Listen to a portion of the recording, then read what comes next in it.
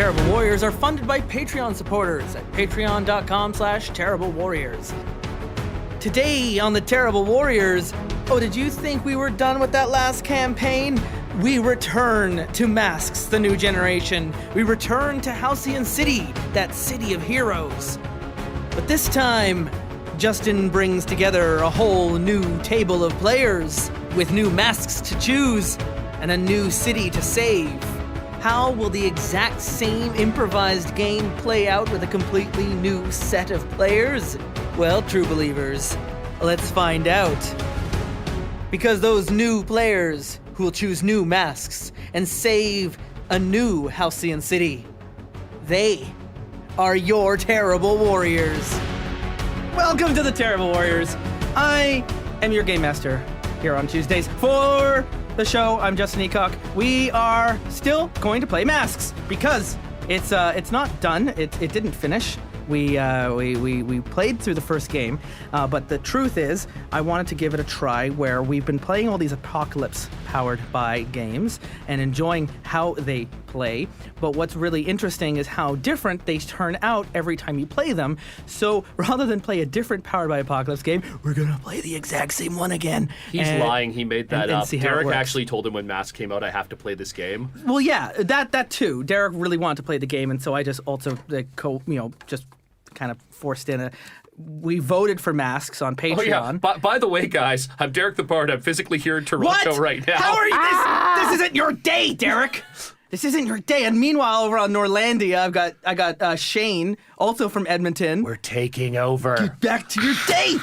You belong on Thursdays. The West will rise again! Okay. So the true story was Derek wanted to play Masks, and I promised him that we would play Masks together when he came to visit. However, then I played a little gambit on Patreon where I also added Masks as a option on our poll, and lo and behold, y'all picked Masks. So I was like, okay, I want to honor the poll on Patreon, but I also want to honor my promise to Derek because he's my friend. And so we are just going to play Masks twice, which is kind of cool too, because the truth is I also do want to see how this game plays out the exact same way with a completely different group of players because of the way that the game is improvised and planned for seemingly on the spot.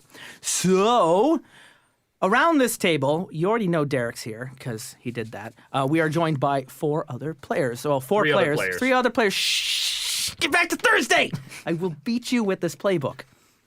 To my left, your right, we have joining us again. It is I, Scott. Hi, from hey. Apparently, I was turned into a statue on the last game I was here, which. Yeah, I was not actually here. Yeah, that definitely aired already. It aired months ago. You were because you left. Salchar was petrified by a Medusa and carried down into a tomb. We did rescue you. Oh, okay, thank you. You're still petrified, but apparently you're going to live. But unfortunately, Steve's character was also petrified, and the Medusa crushed his stone head. Didn't trust him anyways. And I That's think what we get for falling to the temptations of Dave. I think Thumper was able to cure the curse that was going to have his head turn into a skull and fly away. Your curses were cured. However, Andrew Rempel's curse as Chad Bobson was not cured, even though he was turned into a petrified monster or whatever.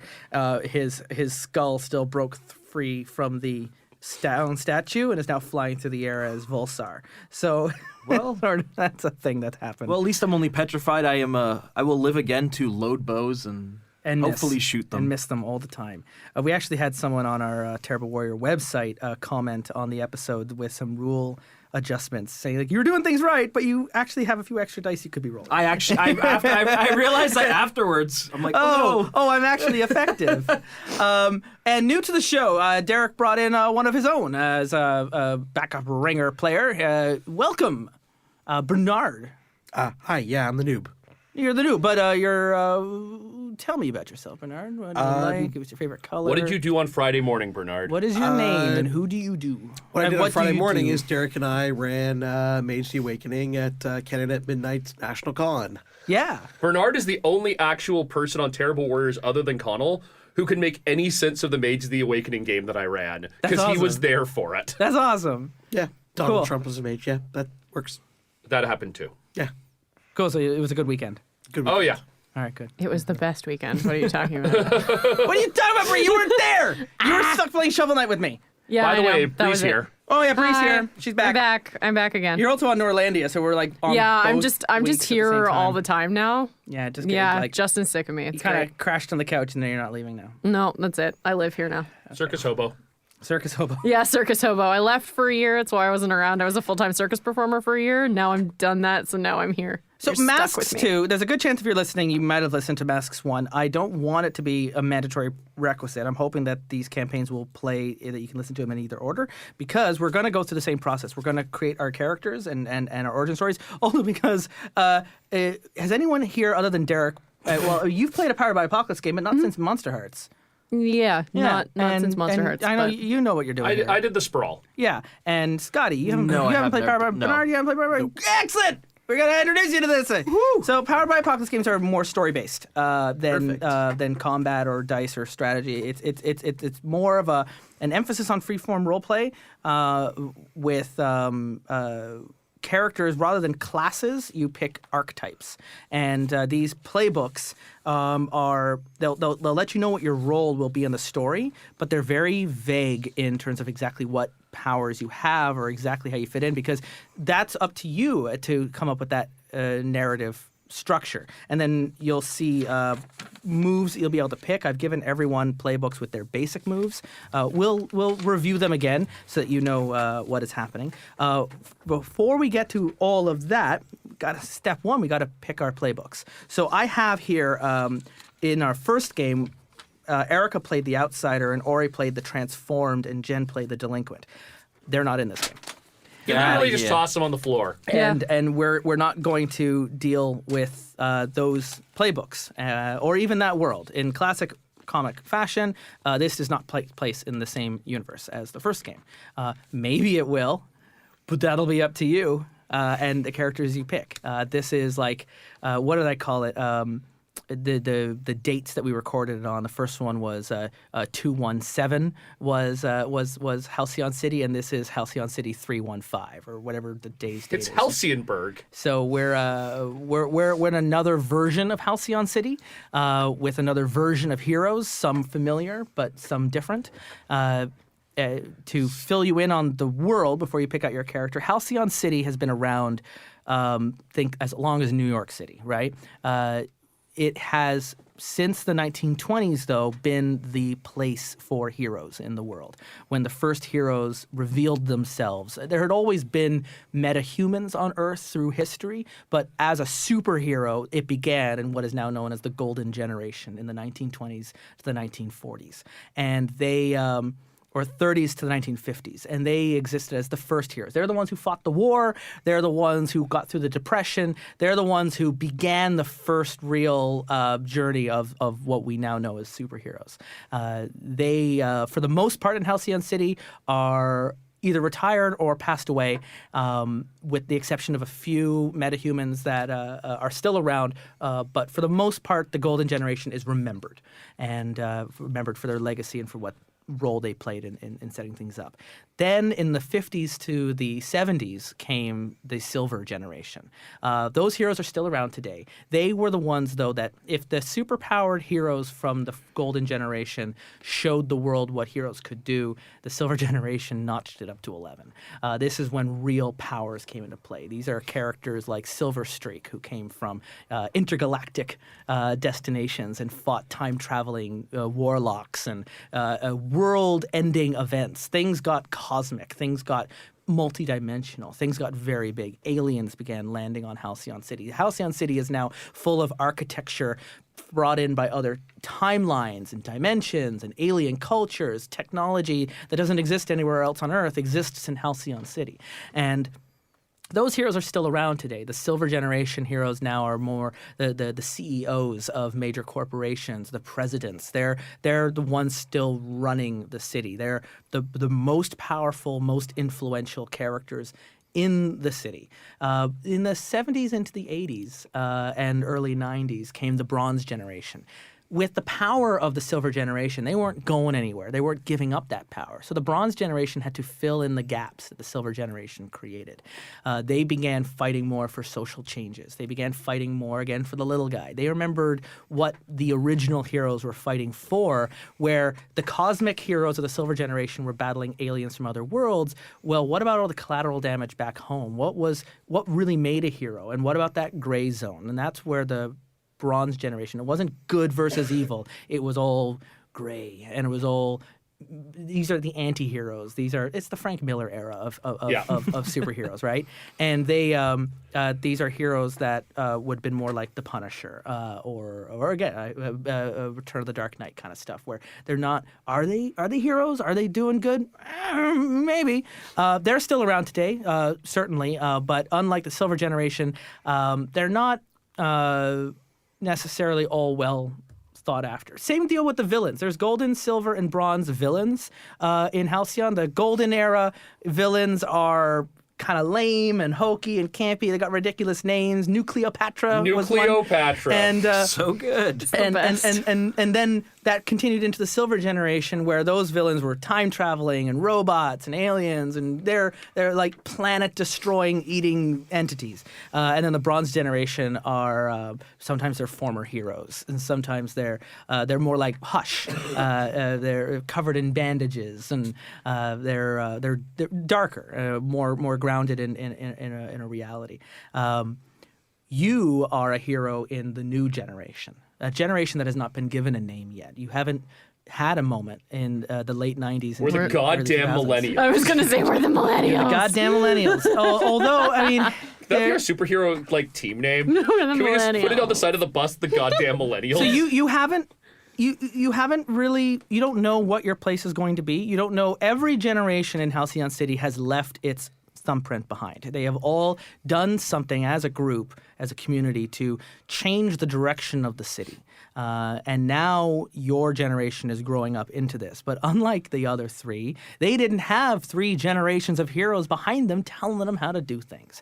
The presence of these heroes is a central part of this game. They're here to influence you and push you in directions. They've all got an idea, and some of them are conflicting with each other, on what kind of heroes you will become. And are you going to let them tell you what to do, or are you going to decide that for yourself? That's kind of the journey that these characters go on. Unlike other tabletop games, including other Powered by Apocalypse games, your statistics that you have to your character will not be static. They will be constantly in flux. You don't know what kind of hero you're going to become yet. So depending on the influence you hear from other characters and your interactions with other people in the game, your stats are going to go up and down, constantly changing until you level up to a point where you can lock them in. Or, I know who I am now, and your danger stat doesn't change. Or I know what kind of savior I am, and your savior stat doesn't change. But where we start, it's going to be, you're all over the place. You don't know even the extent of what your powers can do. You're in superhero You'll tell puberty. me at the beginning of your game what powers you want to have, but throughout the game we can change that. We can push your powers to the limit. We actually will roll dice. We'll see just how far those powers go. Maybe you don't just have telekinesis. Maybe you can teleport things with your mind. Maybe you can launch things into space. Maybe you can stop time. We don't know everything and that'll come down to sometimes rolling those dice. And so it's got that Teen Titan push to it, where not all of those heroes really they know what they can do, but they've never been pushed so far that they've done something they didn't expect, and that includes even like collateral damage and violence and stuff that comes from it. Oops. I did a thing. No, that was literally a quote from the Squad. that was a quote from the Suicide Squad. One of our characters had the ability to animate objects, so he rolled to animate a dumpster. And he accidentally sent a dumpster off to fight Wonder Woman. He accidentally created a dumpster that had a comparable, at least temporarily comparable, strength stat to Wonder Woman. The dumpster went out the trash. 2 full rounds It went against 2 Wonder rounds Woman. against Wonder Woman before it was dispatched, and that was just awesome. not I something love that was supposed that. to happen. Whoops. So we have left 7 playbooks to read through. So there's 5 of us, so someone's going to read, or 2 of us are going to read 2 of the playbooks. I don't care which ones you, just pull one out. There are blurbs at the top. We'll just read them dramatically in your best melodramatic fashion. And then after we're done reading them, we'll I'm put all taking the... 2. Yeah, okay. After we're done reading them, we're going to put all the playbooks back in the center, and starting in order of arrival, which will go Bree, Scotty, Bernard, and Derek. I voluntarily go last. I have concepts for everything. Yeah, we will pick one of these playbooks to make your character. We'll go through the stats. We'll create the character. We might have to. I'll pause and edit stuff out for the quiet stuff. It's fine. We'll take as much time as we need, because there are also questions that have to be asked during character creation that involve the other characters at the table. So there's a few rules about your character while you're forming it in your head. You are young, at least if you're an alien race or you're from another time or whatever your powers. You are a youth. It doesn't matter exactly what age, but if you were human, you'd be between 16 and 20. A new generation of hero in Halcyon City. Whether you grew up in Halcyon City or not is irrelevant. You are in Halcyon City now. And the second rule is you are part of a team, and you want to be a part of this team. Regardless of your background, regardless of your struggles, regardless of your demons that you're fighting, this team is what you're fighting for. You want this. So we're gonna figure out. We're gonna ask some leading questions to fill in how this team was formed. So like the delinquent was a troublemaker in the last game, yet despite her not wanting to be at school or her family or anything with the life, the team was something she always fought for. So that's the other step. The other side is life is sacred. Your characters are not going to be taking lives in this game. You have a no-kill rule. If a life is taken, it's going to be a big fucking deal. Even if it's collateral damage from a falling building, that's something that you have not taken a life. And you hopefully, in this world, don't want to. There are other games we can play that deal with those gray zones and with those anti-heroes. Like, we're not playing the X-Men playing an oppressed group. We're not playing Monster Hearts where you're a secret villain. We're not doing that kind of game. This game is, you want to be a hero. You want to help this city. You want to be a part of this team. And as long as you're cool with those stuff, we can play in this sandbox and we can go with it. Because the problem, if breaking any of those rules, if you leave the team or you stop being a hero or you quit the city, you get rid of your playbook and you make a new character. That's kind of what happens, is you're essentially retired from the story. Which is also, if that's where the narrative goes, I'm okay with. We've got other playbooks. We can create another character in episode 2 or 3, 4, and bring you, the player, back in, and your character just isn't around anymore. You'll notice even with damaging, you don't really take damage so much as you take on conditions. And if you take on too many conditions, you either are unconscious or you retreat or you just leave the scene in whatever narrative way makes sense. But your character isn't really going to be in mortal danger unless we decide this is what the story calls for. Again, not that kind of game. Cool? Understand? Cool. Any other questions? Awesome. All right. So the very first playbook, I'll start it off, and then we'll go around clockwise. I got the legacy. This is the legacy. You're the latest in a storied, heroic lineage, a family that shares a name and a cause. Now, everybody is watching and waiting to see if you've got what it takes to uphold that tradition. No pressure, right? The legacy is a character that comes from a long line of other heroes. In the case of Halcyon City, probably you're the 4th generation of this hero. Maybe it's like the Flash, where there have been other people who have been the Flash, and you're now the 4th. Or maybe it's more like a family line, and now the same name is being passed down because your father was Superman, and now you're going to be the next Superman. That's the kind of, this is what the legacy is. It might also be something more like Green Lantern, where they're not family, but they're a community that has now been brought into you. But for whatever reason, you come from a line of heroes, and you are the next one, and everyone knows it, and everyone's waiting to see what you're going to become. There's a lot of pressure in this character to live up to the name. And where there are, whoa, my phone's not on silent. That is real bad form, Justin. Come on. So if you want to play the legacy, that's the kind of character you're going to be. Someone who, it's not a character about secret identities. It's not a character about your monstrous powers or you know, those things. It's a character about politics and family and the everyone knows who they want you to be. And maybe you don't want to be that kind of Batman. Maybe you don't want to be that kind of Superman. Maybe you want to be your own and make the name your own, just like they all got a chance to. But you're not going to get that chance because you got a lot of pressure on you. That's the legacy character. Scotty, what did you get? Well, I'm assuming it's the Janus? The Janus. Okay, good. The Two-Face. So, wake up, breakfast, school, work, homework, sleep, repeat. It burns you up being stuck in this life, unable to make a real difference. That is until you put on the mask, and then you can be somebody else. A hero. The Janus is Peter Parker. Yeah, it's exactly the vibe I got off it. He is The Janus, 100%. the entire arc and all the powers and everything about the Janus is your dual identity. You have a secret identity. Maybe the team members don't even know your civilian identity, but your civilian life certainly doesn't know your heroic identity. As the game goes through, maybe part of your moves is revealing your identity or playing as your alter identity while you're presenting, like when Peter Parker acts as Superman or Spider-Man when he's not wearing his mask, or when he's acting as Spider-Man but he goes to save Aunt May. He's doing a Peter Parker thing, right? So there's those play into your character a lot. That tug and pull of these two lives, and I mean, if you're playing it right, eventually it's going to tear your playbook in half because you're going to be trying to keep these two worlds separate but still protecting them because they're both who you are. So if the secret identity arc is something that really appeals to you, do the Janus. Because one problem we had in the last game with the Delinquent and the Outsider is they were both playing characters that wanted to live these two lives, but that's not what those playbooks do. The Delinquent had her civilian life, except I made it clear her dad knew what she was doing. And the people at school knew what she was doing. That she wasn't wearing a mask, she didn't have a secret identity. This was more like Tony Stark having a press conference saying, I am Iron Man. The only playbook that deals with the secret identity trope is the Janus. Other characters can have secret identities. It won't be a focus of the story. Cool? All right. Bernard, what'd you get? I got the protege. Nice. You have proven yourself to an experienced hero. They think you've got what it takes. They've been training you for a while, and now you have to decide. Do you want to be them, or will you find your own path? When I first read the protege, I thought this was Robin. Except Robin's more like the Legacy, actually, because there's a long line of Robins, and maybe one day they'll become Batman. That's a long line of people who one day become Batman for a bit before Bruce Wayne came back. The protege is a little bit more like Daredevil and Stick.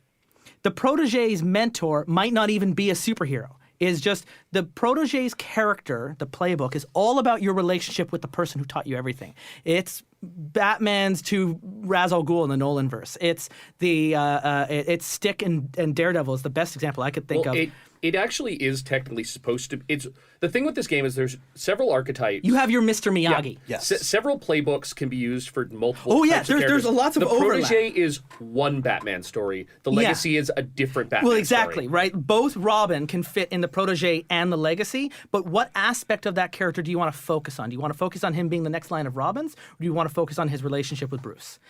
The protege is a relationship with Bruce character. The protege is your mentor is going to be a very pushy subject in the story. They're going to be interjecting themselves into the arc all the time.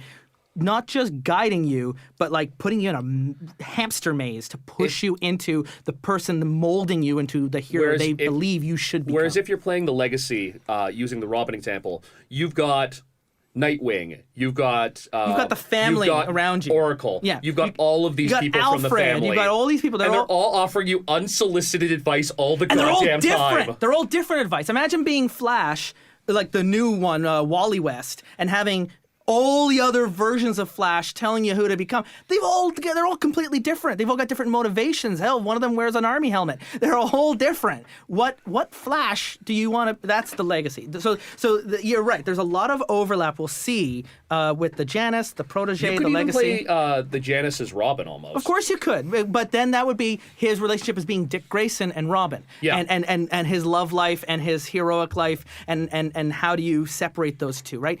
What angle do you want to do? You can be the same hero for all three of the playbooks, but what story do you want to read? Yeah. So that's to give you an idea. These aren't going to lock you into a specific type of hero. They're going to lock you into a specific type of story. Yeah. So that's the protege is kind of cool too, because that's really the relationship between you and your mentor. Do you want me to read both of mine, or we'll do one and then we'll go to Bree, and then I'll read my second, and then we'll read your last. So I'm going to start with the Bull. You're big, strong, and tough. You know what fighting really is, and you're good at it. Sure, you got a soft side too, but only show that to the people you care about most. Everyone else, they can eat your fist. So the Bull is the passion character. They're the character who's all. When you make the bull, you'll be designating a rival and a love at all times. And maybe the love is the bad guy. Maybe the rival is your best friend. It doesn't however it fits for your personal narrative might not fit the bigger picture narrative, but you're always going to have these characters that are like you're obsessed over, and this is a character who is run by their passion. They're always acting bullish into situations. They're also the only archetype in the game that has locked-in powers. Every other archetype offers you some choices in how you're building your powers. The bull is one specific set. Yeah. Which Well, is, and it's strength. Yeah. Now, how you do that is completely up to the player. Yeah, exactly. Are you cyborg and you have your strength through augmentation? Are you Hulk and you have your strength through freaking out? That's kind of up to you to navigate. But the point of playing the bull is you're playing a character who is all about their passions, both the good and the bad. They are characters that don't know their own strength and don't really know how far they'll go to save the ones they love and to hurt the ones they hate.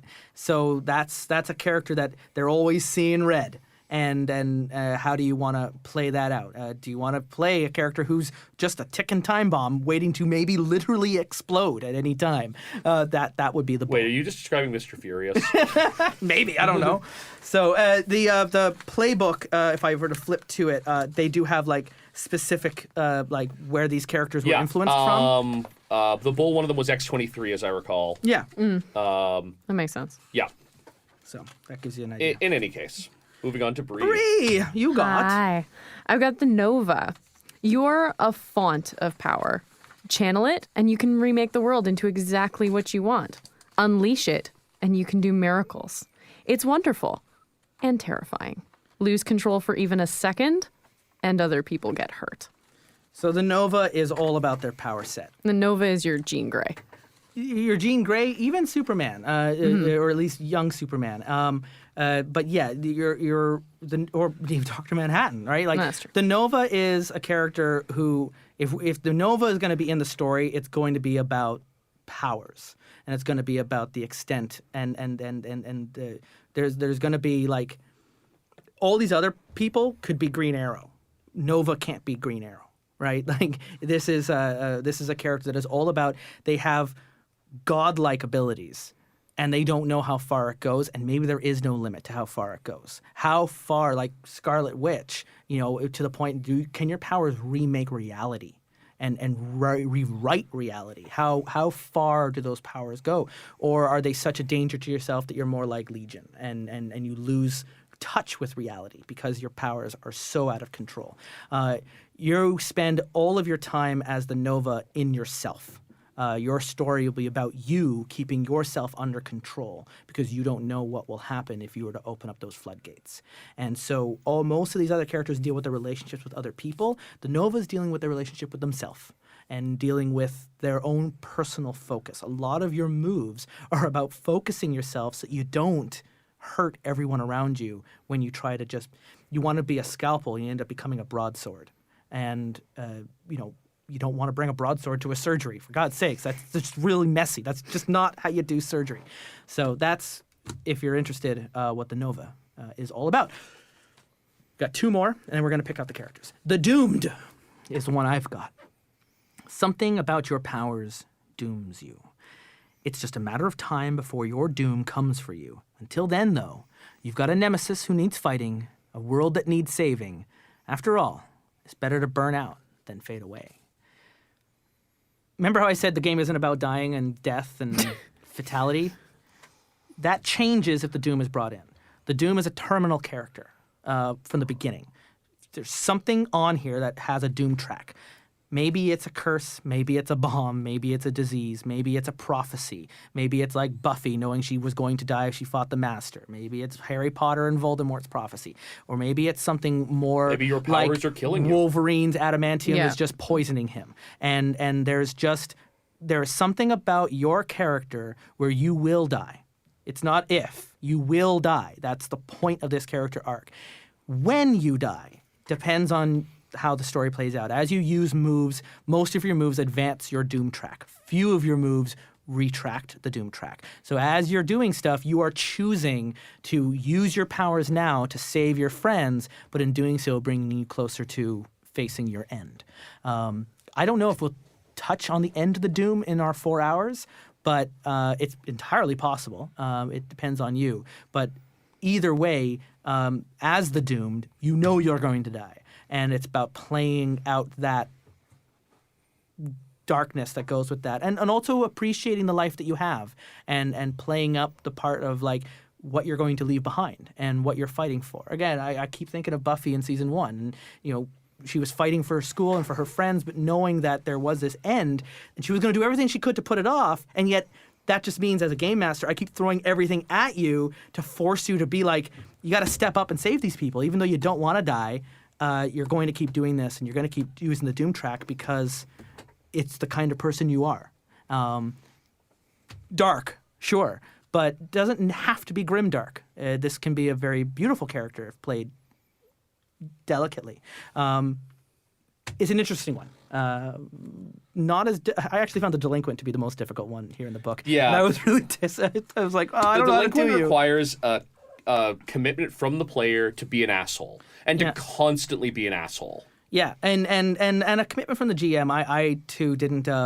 I didn't throw enough challenges into the delinquent's commitments and challenges and push. I was supposed to really spend a lot more time throwing challenges at her, but I mean, I've only got 4 hours. I mean, I'm not going to have time to deal with all of your spotlights. It's just going to have to get used to that. Yeah, but then again, we also wanted to hear more about the supervillain hiring all his minions via Craigslist. Yeah, exactly. And the worst of the dinosaurs. The worst of the dinosaurs. I'm a brontosaur. I want to be I want to be like a Tyrannosaurus at least. I'm a brontosaur. We have one more playlist. Appropriately, it's the most mundane. You don't have to do this. You could probably have a safe, decent, simple life. It'd be nice, but come on! Superpowers, aliens, wizards, and time travel. You're out of your depths, but who cares? This is awesome! Everybody should try it. That's the Beacon. The Beacon isn't mundane. I don't care what Derek says. But the Beacon has no superpowers. The Beacon has no business being in this story. There is a wealth of evidence that this is a bad idea. Beacon doesn't care. Beacon's going to be a hero. Beacon's going to fight with the heroes. The Beacon is Batman. No powers. The Beacon's Green Arrow. The Beacon's also that really creepy fanboy who gets killed in the first episode because he didn't leave the groups alone. The Beacon is all about team spirit, all about working with everyone else, all about picking up gadgets and making things work on the fly, improvising things on the way, because the Beacon has no powers, and yet, because of Halcyon City and 3 generations of heroes, the Beacon, that all they want to be is a hero. Powers be damned. They're going to be a hero. And one of their moments of truth is, which you can unlock later in the game. They all have a moment of truth on the back of the playlist. The moment of truth for the Beacon is like whoever you're fighting, you defeat. And you get to display it in like the most crazy fashion. Jaws are going to drop, but it's going to drive a lot of attention to you. So like that's a thing that you can do where like all of a sudden like all these heroes are up against Thanos and no one can stop Thanos, and then in comes Oliver Queen and like takes him out. Or in comes Hawkeye. Hawkeye, not even Squirrel Girl. In comes Hawkeye, and somehow Hawkeye takes out Thanos. Right? Like that would be the Beacon's moment of truth, where they like, I'm just an idiot with a bow and arrow on a falling island surrounded by robots. I shouldn't be here. And then he has his moment of truth, right? So that's the Beacon's character. Who was I saying arrived first? Scotty. Scotty. Okay. Oh my gosh. Of these playlists, we have the Janus, the Doomed, the Legacy, the Nova, Oh my the gosh. Protege, the Beacon, and the Bull. All right, Professor Oak. If you don't want to pick one now and you want to defer and let's see what everyone else picks, You decide to pick your may archetypes, pass. traitors. Oh, God. choose your mask. Oh my not gosh. again. I mean, Bree is wearing her Team Rocket shirt. Yeah, that was a mistake. Hail Rocket. I think I'll go with the Nova. That seems like it's going to be a very interesting one to play. Thank you. That's going to be a big power character. Yes. Next up, we got Bree. Hi. Bree. I think I either want to play the Janus or the Beacon. So, secret identities, No powers. You could be the beacon of angst. I think they both think you sound should- really you should go with the angsty. It secret was identity. literally like, yeah, the Janice was the first one when I read it that I was like, yeah. Because then you can be angsty at school. Yeah, I can be so angsty at school. So angsty. Bringing back Monster Hearts. Bernard. I would like to play the bull. And the bull. Nice. Interesting. And finally, Derek, you have Oh, The God. Legacy, the Nobody Doomed- picked any of the options that I was considering. These are all it four worked you so wanted. well. It's oh, man. Spoiled for choice. Do you want to roll a d4? Actually, I'm going to flip a coin between my my two favorite options. Okay. Heads I go Legacy, tails I go Protege. That was tails, I'm going Protege. All right. We're doing the mentorship. So Look, there's got to be someone responsible on this team, and apparently it's me. I'm just going Oh, to God, play. we're I'm going doomed. to have to do a third masks because I really want. Did you really want me to pick the Legacy, No, Justin? I didn't want you to pick the legacy. I just wanted the legacy. I just like that character. But it's okay. I had a real story arc planned in the last game, and I don't this time. So it's fine. Doesn't matter. We have. I'm just gonna. Can I write down on this sheet? Of course I can. Your printer's really good, Justin. Yeah, you're welcome.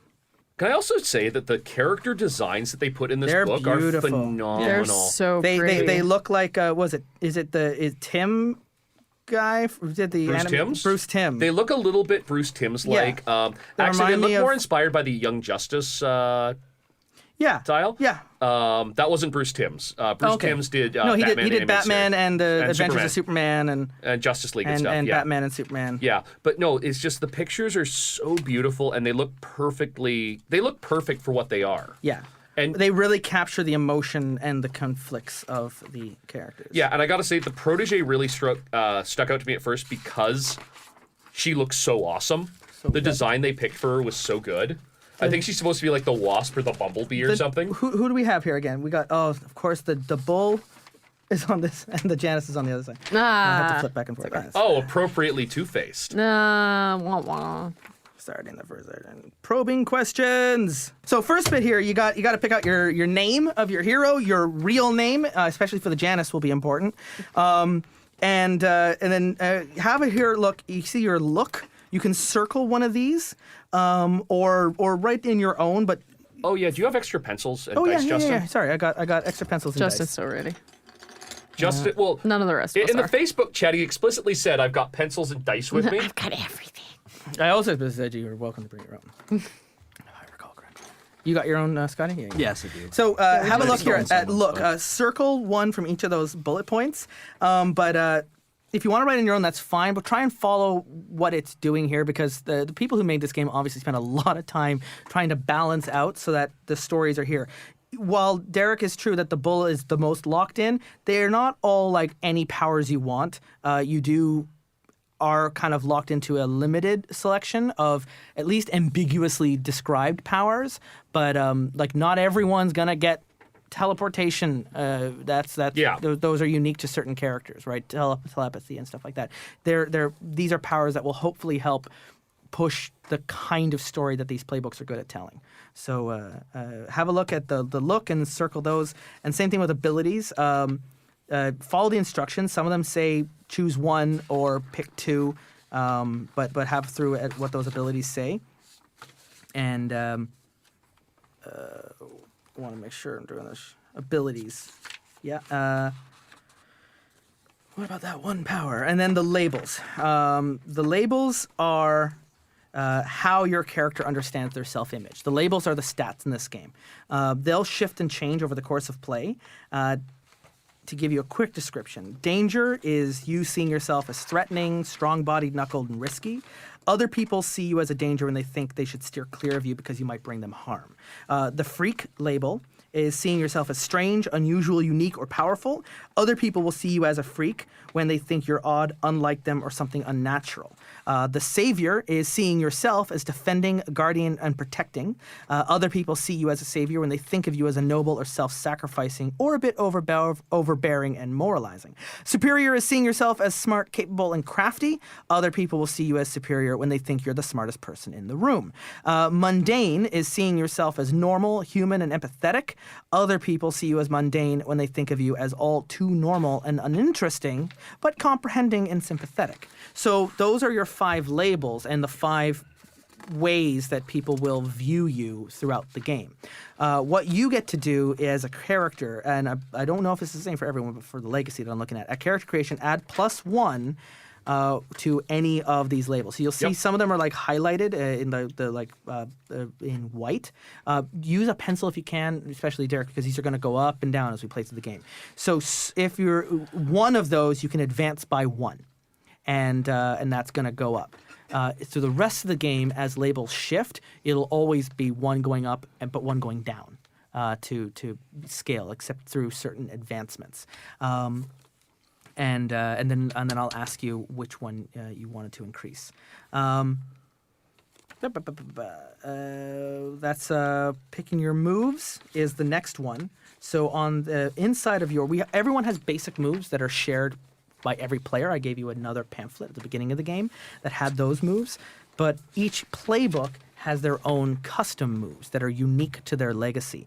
Some of them pick for you, and then you only get another choice. Some of them you get to pick 2 or 3. Read through and choose. For the legacy, I would only get to choose 2 of these moves. So fill in the box and pick one of those moves. Those moves can be changed later when the characters advance. The last time we played, advancements happened pretty quickly. And I don't care. If you don't like one, you want to change it around, we can do that too.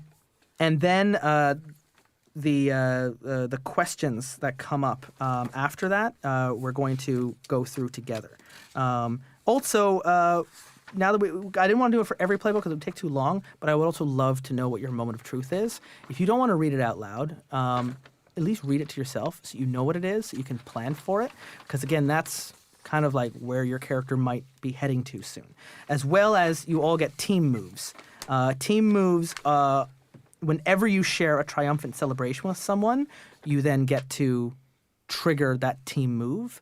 And it's not just a high five. It's got to be something a little bit more intimate than that, like a real moment of celebration. Like if the whole group is celebrating, then 2 people look at each other and then they have that moment together. That's when the team move activates. It's always targeted at one player, never at a whole group. And you share that move that you can then use things to either marking potential or influencing the changing of labels. That happens at the end of like battles or like overcoming a big obstacle. And then when you're all ready with that, we will do our introductions to our characters. We'll introduce each other to the table. We'll fill in some of those questions and maybe hand out influence at the beginning of the game. And I'll come up with a quick, like, free comic book day style intro that we'll then wrap the hour up with. Cool. Which is like, their 6-page moment. And then for more, tune in next week. Episode 0, as it were. And because you're also going to have relationships that we're going to fill in, which we'll answer after we figure out our backstory, and influence that's going to be handed out, which we'll answer after our relationships are figured out. And is everyone feeling ready for I'm ready that? I'm ready for whatever. Oh. Bree is making hard choices in her life. I'm making hard choices in my life, and it's very angsty. Okay, Perfect. We're having a day. You're getting right into it. Having a day. What do I have here? I want to make sure I'm difficult choices. Okay. So first Mostly, step up. I'm making difficult choices because I can't name anything because I'm the worst. We'll do when our first team came together questions immediately after we fill in our backstories. Okay. And I just have to. That's what I'm missing. Piece of paper to write on. Your because Jenny it's a Powered by McScruffington. Apocalypse game, which means I need to make flowcharts. Your powers are scruffiness. There you go. Done. Ferret Girl, the version of Squirrel Girl. Ferret, where you control ferrets? Yeah, and it's only exactly like ferrets? Squirrel I mean, Girl, admittedly, but only ferrets. it does offer me rodent control as a thing, Of but course they're it not does. technically rodents if It we're going to be like deliberately super offers technical. you essentially the ability to make Squirrel Girl because the Janice is the new iteration of Squirrel Girl. Yeah, the rodent control, I would genuinely say, I don't care if it's raccoons. Like, you can, Oh my god. yeah, you I can should have taken that. trash panda. Just be trash Oh my panda. god, can I just be Trash Panda? Yes. Yes, you can. Oh my god. You have the proportional strength, size, cunning, and laziness of a raccoon. Laziness of a raccoon. Oh dear. The Your ability to secret base break is just the dumpster out back. your ability to break into any green band, no matter how locked. You know, it's funny because outside of Toronto and a few North American cities, the war on the raccoon is just not a thing the rest of the world even knows is a thing.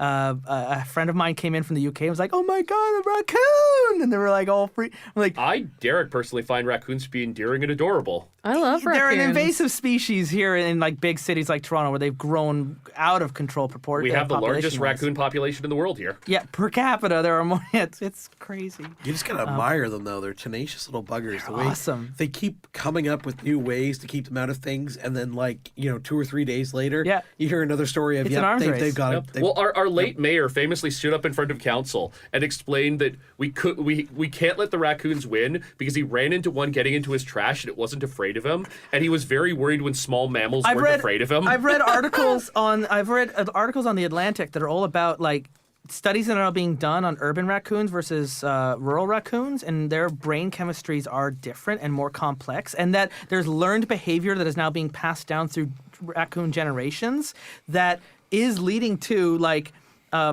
not an uprising of raccoons, but almost like a subspecies now of super intelligent rodents. Yeah, that's what a public education system will get you. Like I'm not kidding. Like I lived in the middle of nowhere and we had raccoons and they were like wild animals, and then I lived in a place where my partner and I would actually like rescue them from the dumpster, and they just would get themselves stuck in the dumpster because they knew we would rescue them. So when we came with the 2x4, because it was one of the huge dumpsters, to put it in, they would be standing there looking at us, and when we started putting the 2x4 in, they'd reach their little hands up for it. Like they're like, okay, I'm ready.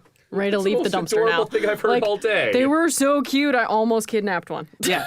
We've got to have the new when they inevitably remake Planet of the Apes. It needs to be Planet of the Raccoons. So who are we going with first for backstory? Shall we just go around the table from Scotty, Yeah. hand me your book. I want to ask you. Okay. I want to ask you a few questions. Alrighty. You're playing as the Nova. Yes. Have you come up with your name? No, I haven't yet. Have you come up with your real name? No, I haven't. Oh, I wasn't sure how we were doing That's the okay. name We thing, can but all yeah. work together as a group. You've suggested that you're white male. That's right. You have marked skin. What does that Yes. mean? Like scars? Scars. I assume that's what it Marked meant with by your scars. powers? Yeah, that's why. Okay.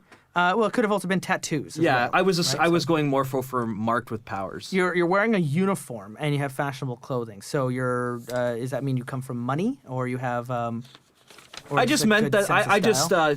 think of it. Yeah, he's a sense of style because he has his He almost feels slightly over-important because of We'll the work powers. together as a group So, to suggest some names as we answer these backstories. So the first question here is, when did you first use your powers? I was thinking that I first used my powers when I was like preteen kind of thing. So I guess all the bodily changes are happening, and it was like an emotional outburst that. I had. I was probably about 13 or whatever, just at home, and obviously your parents just took my video games away from me one day, and I got very angry. I don't know, and I just had an explosion of this energy, and I Okay, so your parents were disciplining you. Yes. So both your parents still live at home? yes, And do you want to give them names? sure, I will name them Larry and Edna. And Not Martha. No, not Martha. You guys are laughing, but I literally pulled up a like mundane name generator to name my character. I'm actually going to veto Larry and Edna. I'm going to go to our Patreon name. Oh, that's a good That's idea. cool. Let's do it. If you don't want to come up with a name for your I will character, pick any name. You are now going to be from the Prince family, and we're going to bring back Stephen Prince. Stephen Prince is back. Stephen Stephen Prince. Prince is your dad, Your dad's a bear and a dolphin. and a murder victim in Norlandia. Yep. He's our He got- our victim he in is the Norlandia. victim. I don't recall what Stephen Prince was in Hell on Earth. So Everywhere. I don't have Anka doesn't have a last name. So you are Stephen and Anka Prince. Your mother Okay. is Solid. We want an invite to the wedding. Anka. You Sounds guys, good. when you inevitably Sounds meet in real Eastern life European. Yeah. So Anka and Stephen Prince, and you are. Your last name is Prince. We'll figure out. God, We'll what's his figure first mundane name that comes to your mind? Eugene. Eugene Prince. We just call you Gene for short. You can call me Gene. Okay. Because I'm a genie with these powers. Oh my God. You're gonna be just Shazam now, aren't you? No, no. Kazam. He's gonna be Kazam. Done. Okay, so we'll figure out your Nova name in a minute. So No, he's you Kazam. first use your powers Call him in Kazam. basically a temper tantrum against your Basically, parents. 13-year-old angsty temper tantrum. So the next question though, who was the first person you accidentally hurt with your own powers? Well, the first person I accidentally hurt was probably my best friend. Yeah. Just one of those arguments, and still not really able to control my powers. And I kind of, What's your best friend's name? his name's Seamus. Seamus. Yeah, shout out to the real one, the real best friend. So you hurt Wait. Seamus. Your powers, you picked cosmic energies. Yes.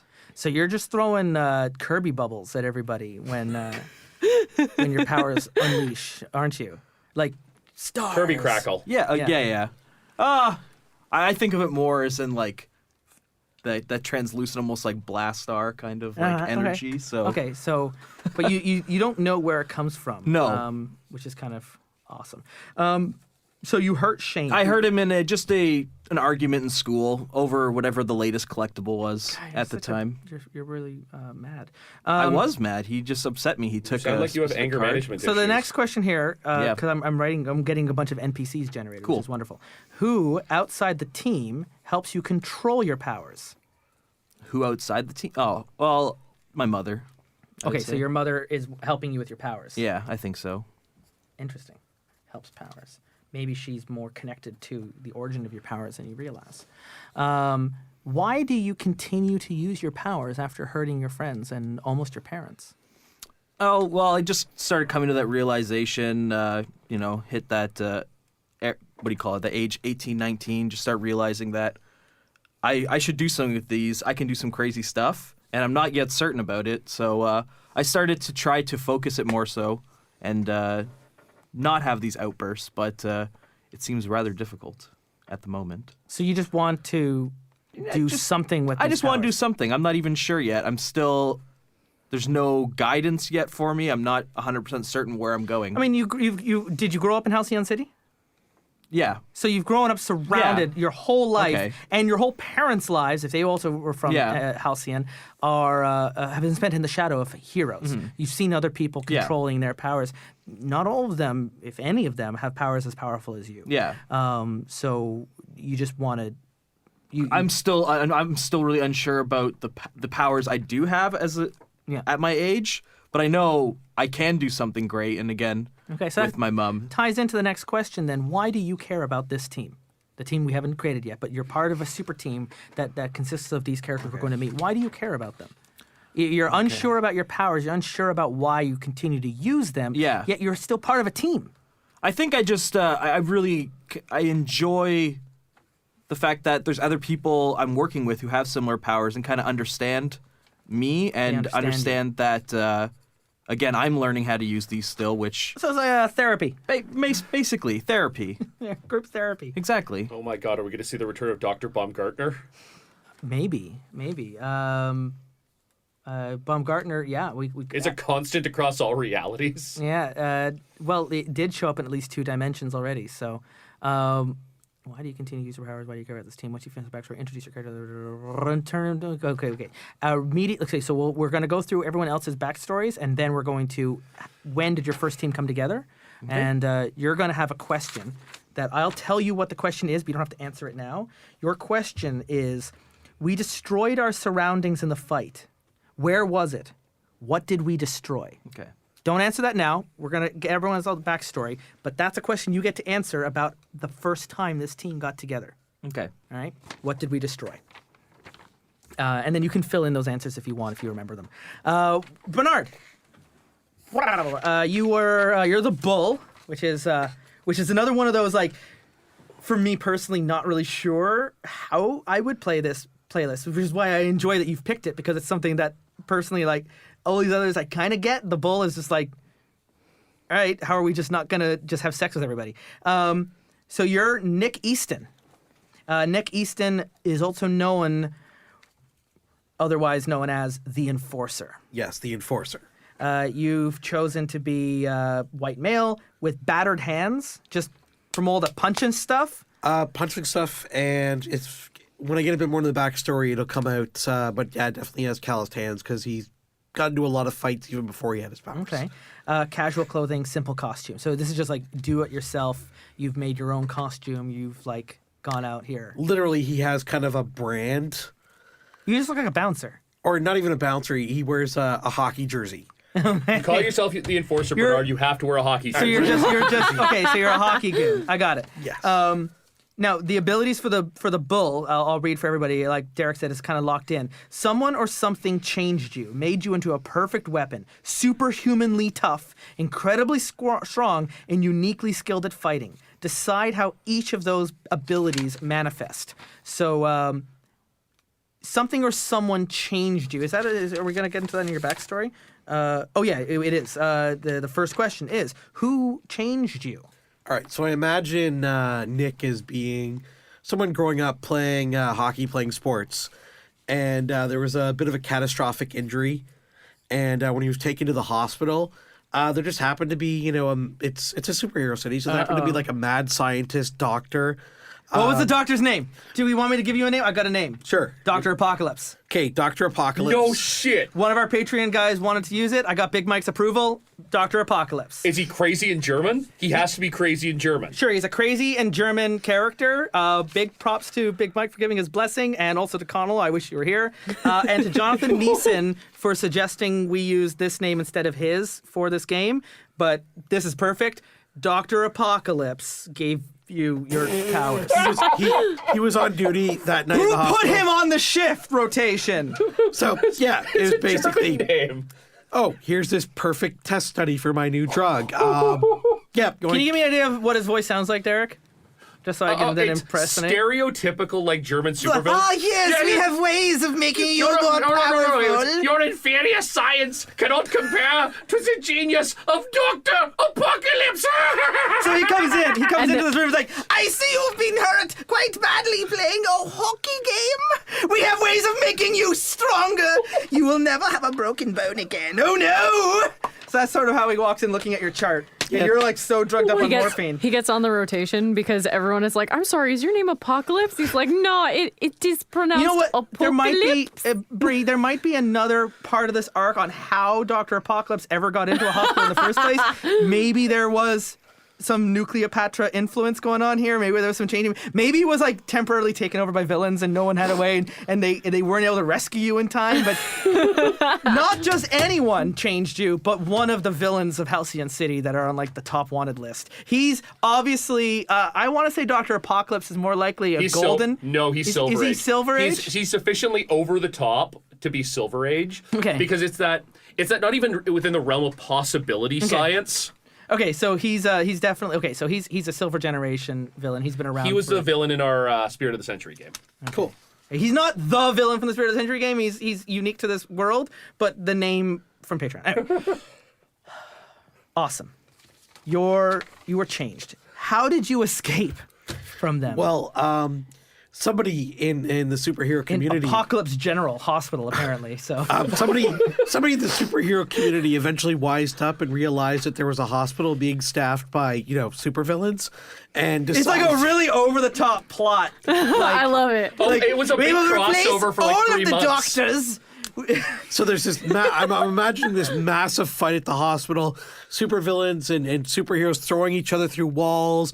Someone taking the brunt so that the wanna pediatric call ward this- doesn't get hurt. I want to call it like Code Red or something like Code Blue, like how they do Yeah. in the hospitals, but I can't think of like the proper pun for what this comic book issue would have been called, where they broke free a bunch of people from the hospital, which was also used as a crossover No, event. it's Flatline event. It's called Flatline. Oh yeah, it was called. It was a crossover event, yes, but it was also a way for the publishers to introduce a whole bunch of new characters as young heroes that escaped from the hospital. You weren't the only one. Like Perfect. X-23, Yeah. you weren't the only one created in this project in like this Weekend of the Damned, where they just like fucking changed people. Don't you just hate it when you have a bender weekend, you wake up, you've made like 14 new superheroes? You're like, oh, God, when what that did I happens. do on Friday? The hospital gets destroyed. We just all kind of get up, wander away because hospital food is terrible, and we all went to McDonald's. Okay, all right. So you escaped from them because of a massive rescue attempt from multiple heroes working on multiple fronts. Yeah.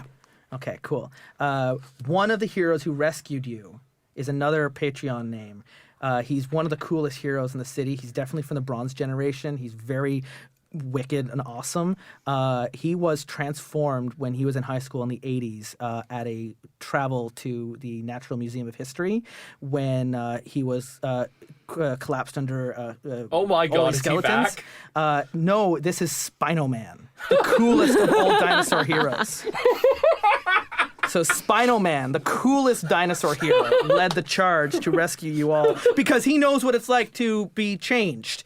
And if anything, he's like, don't worry, kid. I've been where you are. You're going to be awesome. And so Spino Man, the coolest of all dinosaur heroes. I'm imagining him as like this spiny back dinosaur man, but he's dressed entirely in like Macho Man Randy Savage outfit. Yeah. Oh, yeah. Bring on the Slim Jim. Oh, yeah. Spino Man now, after his like heydays in the 80s, and certainly after he rescued you about, I won't say like, was this earlier when you were younger and you've had like a couple years to get used to this, or was this like last week? Make it maybe split the difference, say about like a year ago or Okay, something. so or about a 6 year ago. months. So he's already peaked as a hero. He was like leading the charge as the general, but he's also known, like he's on billboards. He's part of a lot of product placement. Spino Man's t-shirts, Spino Man games. He's got a Spino Man rock album that he's put out as part of like Spino Man and the Fossil Records, and they and he's all like he's real like he's out there with the Monster Energy drinks kind of stuff, and he's like he's just the fucking coolest. And I mean, maybe he'll be around to help you navigate this stuff. Maybe he's just gonna be a little bit too much in his own head. But the coolest of dinosaur heroes. I'm really pumped that I'm able to just bring these people in during our origin story because again.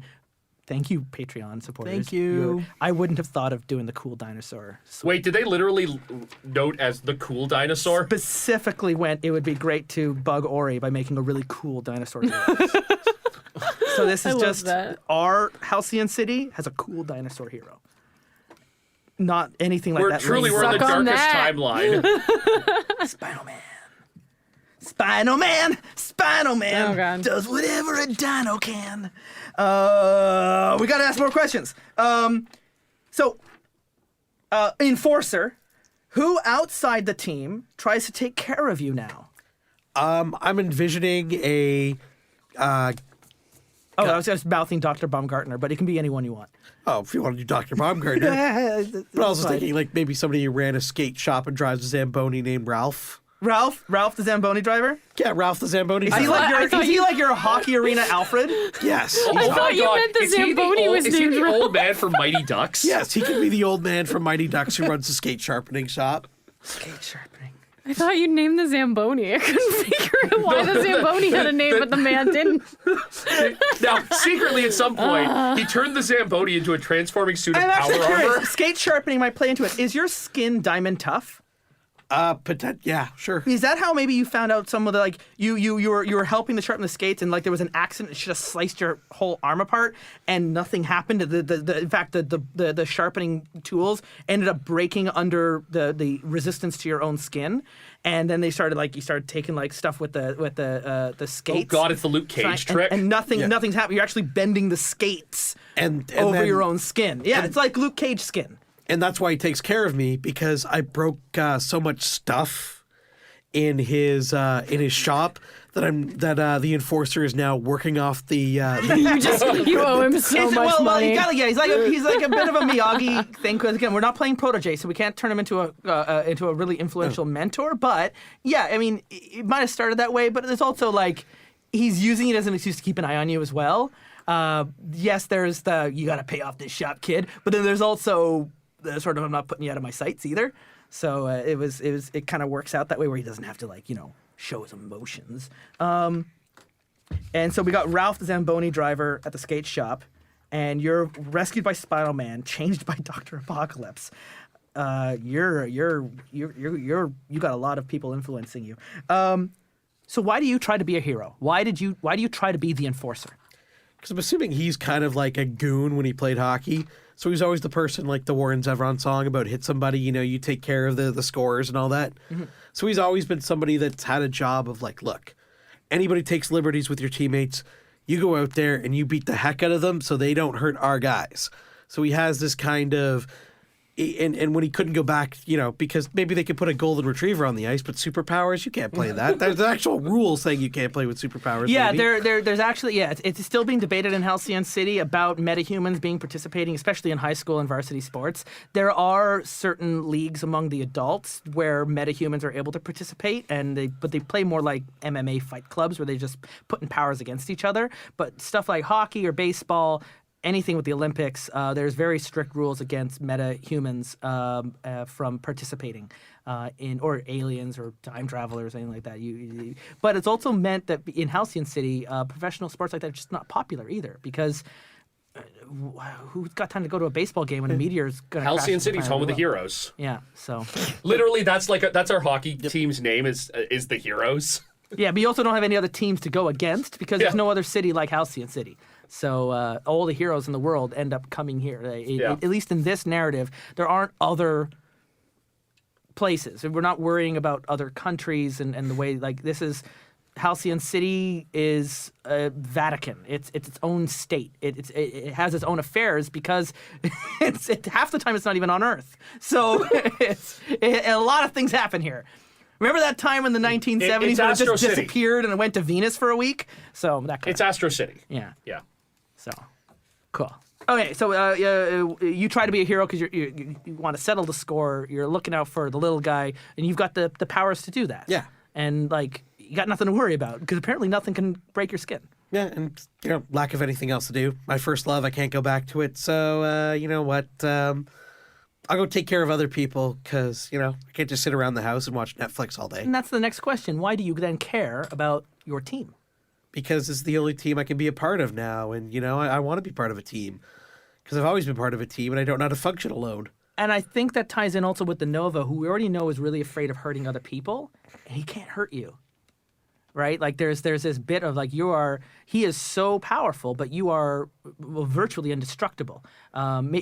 Possibly can feel pain, but as far as we know, nothing the Nova's done is put you in any danger, which is there's this there's a care here, and the two of you are able to do that. Slowly the team begins to form. We've only got half of it figured out. So we will return to the Enforcer and to our Nova character, who we haven't figured out a name for yet.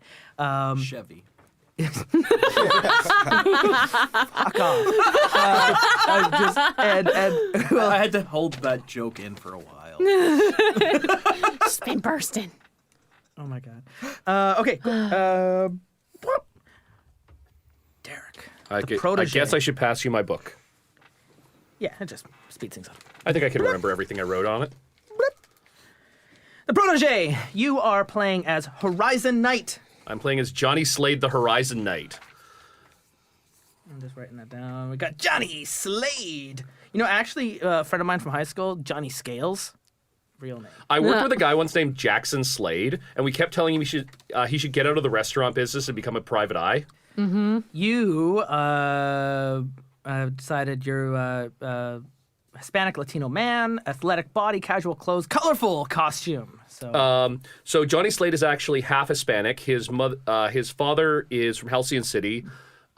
His mother is a scientist. She's an ecologist from Bolivia. Okay. And they met at a conference at one point. My dad works at the university. Okay. In the Earth Sciences department, and they ended up getting married. And here I am. So your mentor, which we're going to get to in a minute, I'll ask you those questions. Your mentor's ability is detective skills. Yeah, Your own ability is powerful armor. and your shared ability is weapons and gadgets. As a protege, your powers largely mimic your protege or your My mentor, mentor. but each of you is in some way unique. You pick one ability that you both share and one ability that each of you share that is uniquely yours. Yeah, my mentor is a Silver Age hero. He's called Captain Orion. His regular identity is Dr. Charles Pendleton. He's an astrophysicist, quantum physicist. He's one of those guys who has like 12 different doctorates. Yeah. And he teaches at the university. But he also is a detective Yeah. on the side. What his powers are based around the manipulation of what he calls horizon energy. Okay, we'll get I'm sorry. get to those questions. I just wanted to go to the first page first. Yeah. Your mentor embodies the label of savior Yep. and denies the label of freak. So that's going to be a real important part as guidance for me as the game master. You have a mentor, someone who's taught you, trained you, and given you aid or raised you, someone who might have confined you a bit too rigidly to a single path. And so they embody savior, they deny freak. And that's right there for me is a hook on pushing you between those two labels. So the first question we have is, how did you first meet So when Captain Orion? my character is 18 or 19 now. He skipped a grade. He started university at 17. And he literally picked up a part-time job as like a base level lab assistant for this guy. Out of probably like dozens of lab assistants. Yeah. And that's how I met him, but it was obvious that I was smarter than the average bear, basically.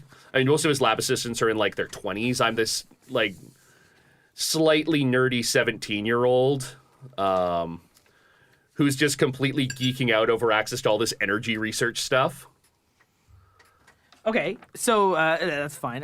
When and why did you choose to train with Captain Orion? So there's this story that Neil deGrasse Tyson tells about Carl Sagan, where he was just this kid, and he got to meet Carl Sagan, and Carl Sagan had him over for dinner, and then it was raining, it was really shitty out, and Carl Sagan said, "Look, kid, like I can't just send you on a bus back to Queens or whatever. Why don't you stay over the night?" And it was sort of like that. He's my Carl Sagan, basically. He had me stay over the night. He gave him a book afterwards. He signed his name onto the cover, and he sent him home. Made sure he got home safe. But yeah, but like still, I had dinner with him. It's really cool. He's showing me all this stuff. Like, this is what you can get if you go into the science, if you stick with the sciences. And then I basically just came across his gear. Literally, I had insomnia in the night. I got lost. you stumbled into the Batcave. I stumbled into the Batcave trying to figure out where the fucking bathroom was. And that's when you learned that he wasn't just mild-mannered scientist, cosmic astrophysicist Dr. Pendleton, but he was also famed Silver Generation hero Captain Orion. Yeah. And I mean, he's barely even using this stuff anymore because, like you said, it's like the Silver Age's transition, that they're more like the civic leaders almost. Yeah, exactly. Yeah, he's more as a scientist. He's moved into working with the government and with promoting science. There's other heroes who can fight those big fights. And every once in a while, though, he puts on the horizon bracers and the suit and everything and gets all his gadgets, and he solves crime. Mm-hmm. Or he works more like Oracle behind the scenes and helping to like piece things together for other heroes who still have contact. He's like he's the big tech hero. Yeah. So why did Dr. Pendleton even agree to train you? Just because of your lab assistant, your history, your aptitude, your curiosity? You have something? It was just he saw some kind of spark in me that there was that potential there for me to be a great scientist. I could have been a good scientist, but with the right mentorship, I could be a great scientist. Who outside of this team knows about your training? Someone knows. Who does it? Yeah. Not my parents. Okay. But I'm thinking that I think maybe like my girlfriend or something like that. Okay. Mainly because when I say colorful costume, it's armor, and it's literally hard light armor. Oh, cool. So it's really hard for me to hide that when I'm like, oh my god, the bank's being robbed. I'm gonna run away now. No, it's more like yeah. Well, we're like hiding behind. It's like, honey, I need you to You basically Don't freak you just go out. through like a Power Rangers transformation Yeah, when you turn pretty it much. on, and you just like pull out your power coin and it grows over you. I'm imagining he has basically 2 bracers and like a techno belt buckle, and then it just like it slides onto him. Okay, so people know that you are Horizon Knight, but people who know you're Horizon Knight might not also know you're being trained by Captain Orion. Right. Right. So is it just your partner, your girlfriend knows that you got training with Orion? Yeah, because she's like, what the hell, man? So we're not going to get into the Janice, 'cause that'll be Bree's job, but there is a bit of a struggle here of spending time with one person at the expense of another. Like, are you in basically an open relationship with Captain Orion and his girlfriend? Because like, how do you balance your time and your and all that? And they're like, I thought tonight was my night, kind of stuff. Let's name this partner because she's going to come. Sure. Up. You're going to have to rescue her. Do we have a mundane name off the list? Not. I'm not dating Caesar Wolf, Justin. I've spent too many games making that name the bad guy. No, you're either going to be or Josh Hastings. We don't. So I'm just gonna. Let's call her Cindy. Okay, we'll go with Cindy. Okay, cool. Cindy without the last name. Last question. Same question everyone else gets. Why do you care about this team? I need somewhere where I can. Captain Orion is really cool, and he's always encouraging me with science. But at the same time, he's like, why the armor? I'm like, I built it myself. He's like, that's really cool. Have you thought about this application stuff? I'm like, yeah, but I want to focus on, this is my tech. I've taken his tech and taken it, I'm trying to take it in my direction. You're not going to be the next. You don't want to be Captain Orion. You want to No. be Horizon Knight. Yeah. Yeah. You're not. You're not a legacy character. No, and that's the thing is, but he's always trying to push me towards the way that he studied the science, the way that he invented it. And then I wind up on this team with this guy with cosmic powers. And I mean, holy shit, that's like scientifically goddamn amazing. Yeah. Yeah. Okay. Cool. So so why do you care then? So you care about not working all the time with Captain Orion. These guys let me be who I think I could be, Yeah. Okay. not who Captain Orion thinks I should be. They accept me. Yeah, they accept me. Cool. All right. Moving on to the final character, and I gotta put the page. Do you want to give him his book back before you start taking mine? So we don't. I did. I gave it back to Oh, him. tell me you're Oh, doing okay. Trash Panda. I'm not. Oh, I'm not, I'm sorry. no. I'm sorry. That's it. We're done. No, that's for it. Terrible Yeah, Warriors, I've been your I'm game done. master, Justin Ecock. We're going- Join us next week when we're we're never going the playing with fuck Brie home. again. I didn't want to be Squirrel Girl because I've been reading Squirrel Girl recently, so I didn't want to just go like straight into. I want to be my own person. I'm being judged really hard. I want you all to know that Who right are you now. playing? So I'm playing. Her name is Karen Shrub. Is her name. And her superhero name is Obscura. Karen. Shrub. S-C-H. R-U-B-B-E. Yep. Karen Trub. Karen Trub. Yeah, this is the Karen like Trube. the Karen substitute Trouble? teacher trying to take attendance. Karen right? Trouble. That's my life. Is that trouble like trouble? Yes. No, she's super unassuming. This like super unassuming tiny Asian girl that wears like too baggy clothes All right. and everything in her regular life, right? So that when But she you then are also known as. so when she's Obscura, she actually wears basically just like skin type black, right? Without like anything. There's no like face on the mask or anything. It's just like black. You're just you're like a black void. You're a Like a her silhouette. whole life in some way is about trying not to be noticed, right? Because, you know, at Cool. school she's super like baggy and everything. And then when she's a superhero, she's still kind of trying not to be noticed because you she's wearing took- entirely black. Well, in your actually, the black hole metaphor isn't wrong because you chose energy absorption and supernatural senses. So would that be just like energy, or would you also take like the kinetic energy of a bullet and be able to I think it's take a little that power and then like it's a little bit return of it? everything, right? Like if you snuff out a candle, just you're energy. hot, right? Like if you're not paying attention, you're really tired because you just pulled an all-nighter to study for a test. So you could get struck by lightning, take it all in, and then But you return it. could also grab someone and literally pull energy out of them. Like so you also literally got, like- pull life out of them if you're not She's careful. got a bit of that rogue thing going on as well. Yeah, she's a little bit rogue, and then she's got a little bit of like, when she was a kid, her parents thought there was something like horribly, horribly wrong with her because everything was overwhelming because she's got these kind of supernatural senses, right? So like until she kind of learned to control it, and if she's tired again, like these are all things that can kind of go haywire and out of control. She's just hearing things that are Yeah, really like far away. hear things that are far feeling- away instead of the lecture that's right Yeah, there. the and beating of a fly. all the lights are suddenly too bright, and the computer screens are really bright, and because being a teenager wasn't hard enough. Okay, well that's. I'm getting the sense that we're all like 17, 18. We're all like older teenagers. Yeah, well, that's also kind of again because you're right on the edge of becoming your own superhero. That's a good age as well. Like most of our characters in Masks 1 were also like just about off to college or into their even like real like 20, 21. So they were just ready to become Yeah. heroes. And so it's a good age to figure that out. Obscura, you gave yourself danger. You pumped that up. Oh, what did you, Scotty? What did you pump up? I pumped up the Savior one. Savior. Bernard?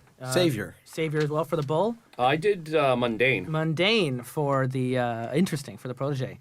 My mundane was already like maxed, so Yeah, protege. Sorry, the Janice comes in with mundane +3. Yeah. So Janice again, interesting character. So when did you first put on Obscura's mask and why? So it was kind of an early teenage thing. She'd been dealing with a lot of this stuff secretly. No one could really tell what was wrong with her. They just figured, I don't know, maybe she's a little bit on the spectrum. Like we don't really know what's wrong with her. So in her early teenage years, she started to figure out what exactly was happening and what she could do. And it was one of those things that, well, I don't want to do any of this, but that didn't work. Like it just started getting worse if she didn't do anything about it. So she said, okay, like I guess I have to go actually do this so that I can then actually go to school in the morning and take my test. Right? Because if I ignore that I can do all of these things, I just like lose everything and my grades start suffering and like then my parents get mad and I have to go do the thing. Yeah. And there's actually they worked into the reason Spider-Man in the Marvel cinematic universe wears the full mask, even though secret identities aren't like a huge thing. Except it's also to dull his senses. His eyes, the goggles he made were done to prevent so much light from coming in and to help sort of like so he could focus because there was just too much going on. I thought that was really cool. Like, oh, that's why he has these really elaborate masks things is for the sense. So that was actually one of the things I was thinking of because if you get like a micro-punctured hood, right, it's like wearing sunglasses. Yeah, and I'm sure there's a bit of that going on here with Obscura as well. If your senses are so overwhelming, the suit you wear kind of numbs them to a point where they're like practical. And you're able to now use them in a more tactical sense. Just so that things don't like suddenly pop up and distract you. Why do you keep your identity a secret though? Because the powers are like weird and kind of creepy a lot. Like they can be really creepy. So, this is not the thing that she wants to do. She doesn't want to be known as this like weirdo who can just like grab your face and pull your life out, right? Like she doesn't want to be that person necessarily. She does photography club at school and she wants to be a photographer.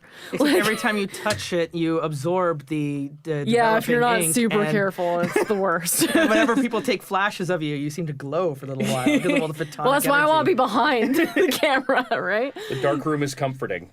Yeah, the dark room is great, it would be with right? all the, yeah, exactly. That's a good point. So it's like this is Bit of not sensory deprivation. Yeah, this is not what she wants to do. She wants to be Karen, right? She doesn't want to be Obscura necessarily. So Obscura is this thing that has to happen so that she can be Karen during the day. So who outside of the team knows about your dual identity? Oh God, what did I write? Hold on, I'll just tell you what you wrote. I got the page. I'm fine. Your younger brother. Oh, my younger brother caught you. Yeah, my younger brother walked in one day. Like, I snuck out and he heard me coming back in through the window and was gonna do the whole like, aha, like you were sneaking out. Give me your Dreamcast today, I guess. Dreamcast still exists in this world. It was beautiful. Give me the game system for a week and I won't tell mom and dad. And he walks in like just as she's pulling the hood off and just goes, You're Obscura. I saw you on TV. yeah, it's just like, and just leaves. You're a hero. You're a hero. I'm telling. Okay, so your brother knows. Yeah, my brother needs a name. Your brother is Josh. Josh. What's your Josh Shroob? Yep. Maybe she has a step parent or something like that. So he's still keeping his old name. No, I'm fine with Shroob. Josh Hastings has been in enough games. It's okay if we could just go with You Josh. have enough He is recognition. like a You take shrub, this right? new name. Josh Shroob. So Josh, your little brother Josh, he knows. He hasn't told anyone yet. Yeah. But that's definitely going to be. That maybe, could- I'm yeah. going to be putting them down as There's a as sword of Damocles villain, for you. A villain arc. You're going to do this for me, or I'm going to tell. Who thinks the worst of your masked identity?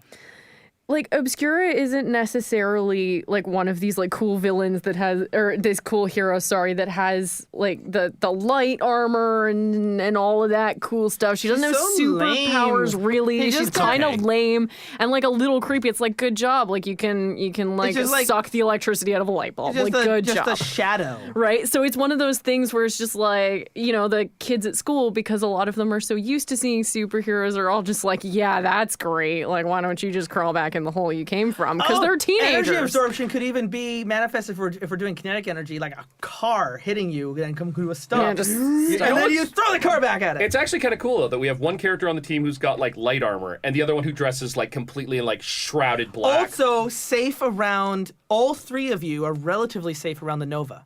The bull's skin can't be broken. Your hard light armor might be more directed at being able to reflect that kind of cosmic energy, and Obscura can absorb the cosmic energy and even redirect it like an antenna. So there's some like synergy going on where the three of you are interesting characters in your own right, but you also need to be prepared for the atomic bomb in your group. I'm wondering if that. You just call yourself Tsar Bomba.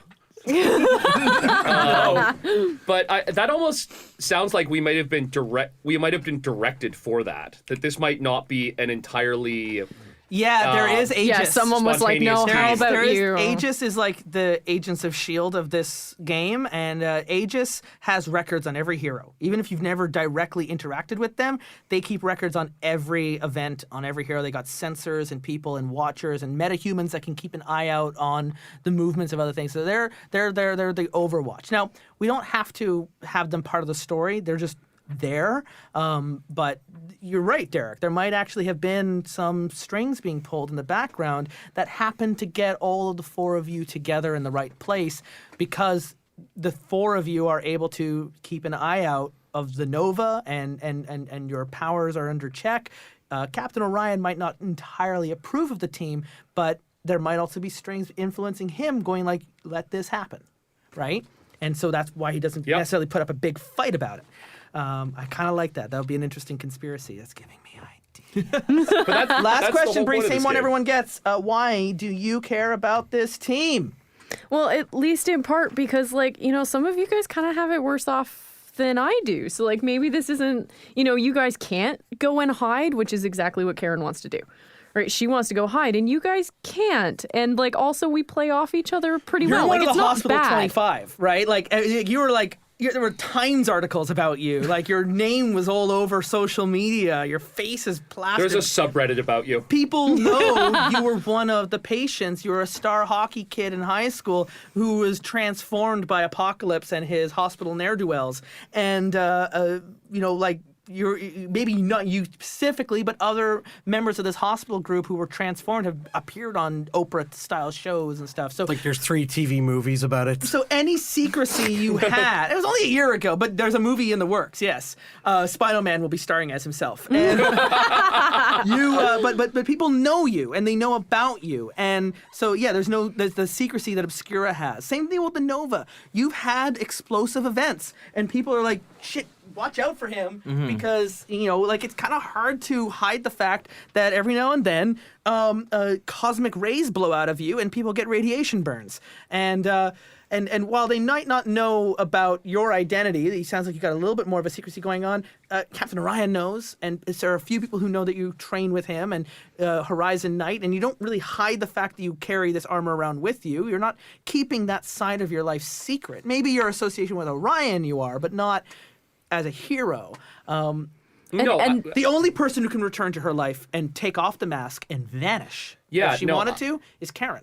And then she's also like, these are good people for her to play support to, so she doesn't matter, like she's your medic kind of, right? Like she's the support character for your guys' grand stage that you're stuck on, so she can kind of get this out of her system, right? And then in the morning go back and take her math test, right? Like, and she doesn't mind that most everything is focused on you guys. Do all four of you go to the same school?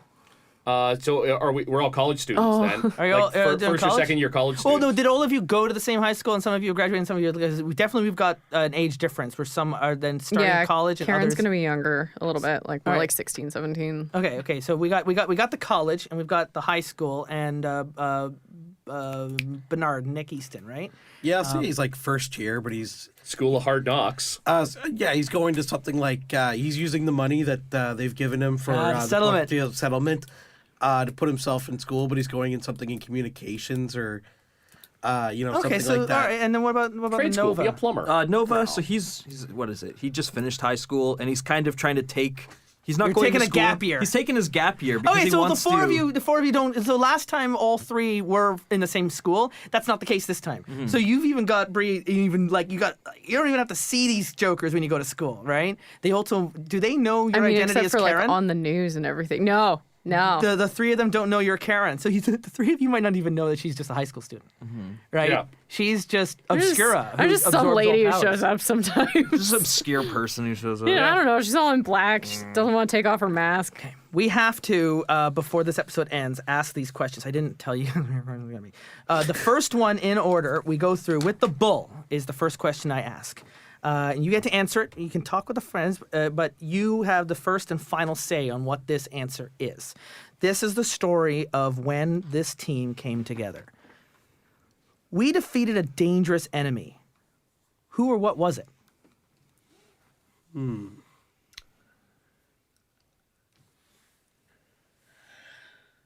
I would say we probably the group here would probably have defeated. To fill in a bit of the masks story we had in the last one, we had a few villains that were around. Nucleopatra and the Void were our two recurrings. We also had as heroes Grass Dragon and Shadowhunter or Shadowhawk. They don't have to be heroes in this city's version either. Those are our canon inclusions, but you by all means can invent something entirely new or get revenge on Dr. Apocalypse. Like that's How about somebody trying to basically blow up the city's nuclear power supply? Because it seems like something that would draw everyone together. Because we have a scientist who would potentially be in there knowing how to work things. We have somebody. I was on a class trip. you were there, yeah. You Yeah. and like you were visiting their research facility when it happened. I was investigating summer internships. We have someone that could absorb energy, and we have somebody who potentially could reroute it or counter it with their own cosmic energy. And What I'm if just the big idiot who showed up because I'm invulnerable. So what if you all happen to just be on a tour group then of this storage facility, and you just happen to all have the powers that helped deal with this? So who was the villain that you defeated? We don't have to get into the specifics of what the scenario was, but you defeated the dangerous enemy. Who or what was this enemy?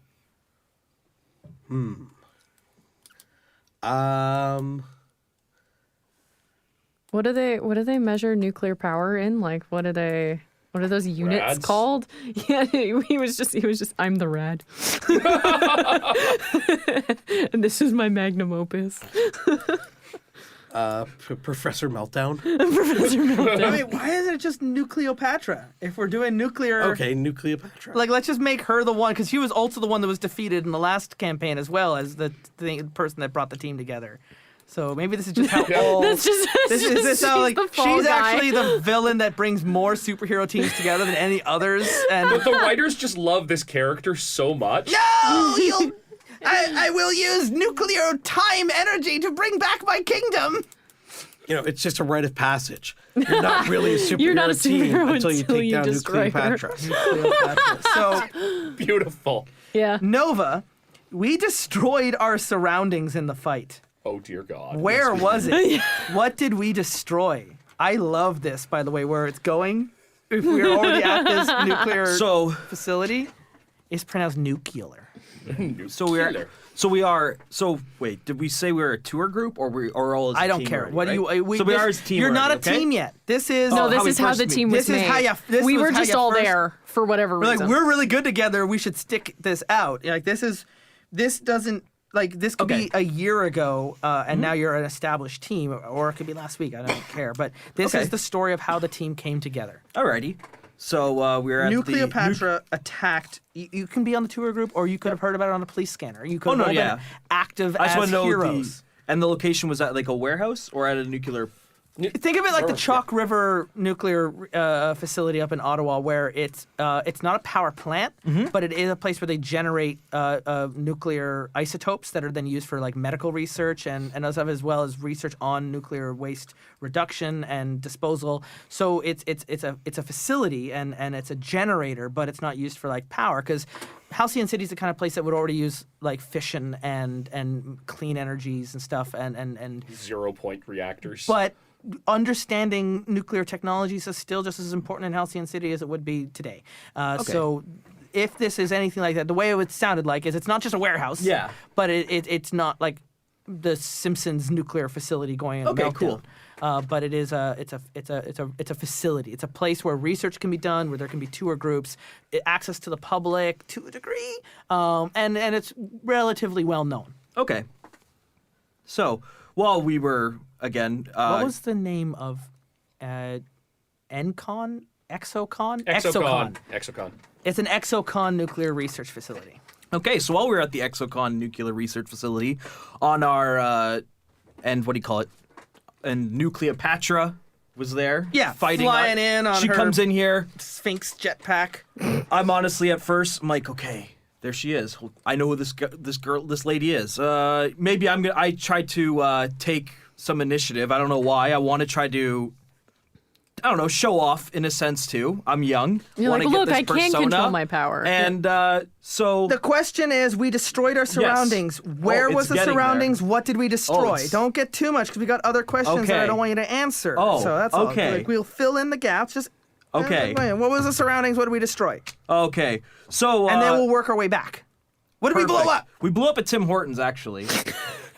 Halcyon City is It apparently was in Canada. shrapnel.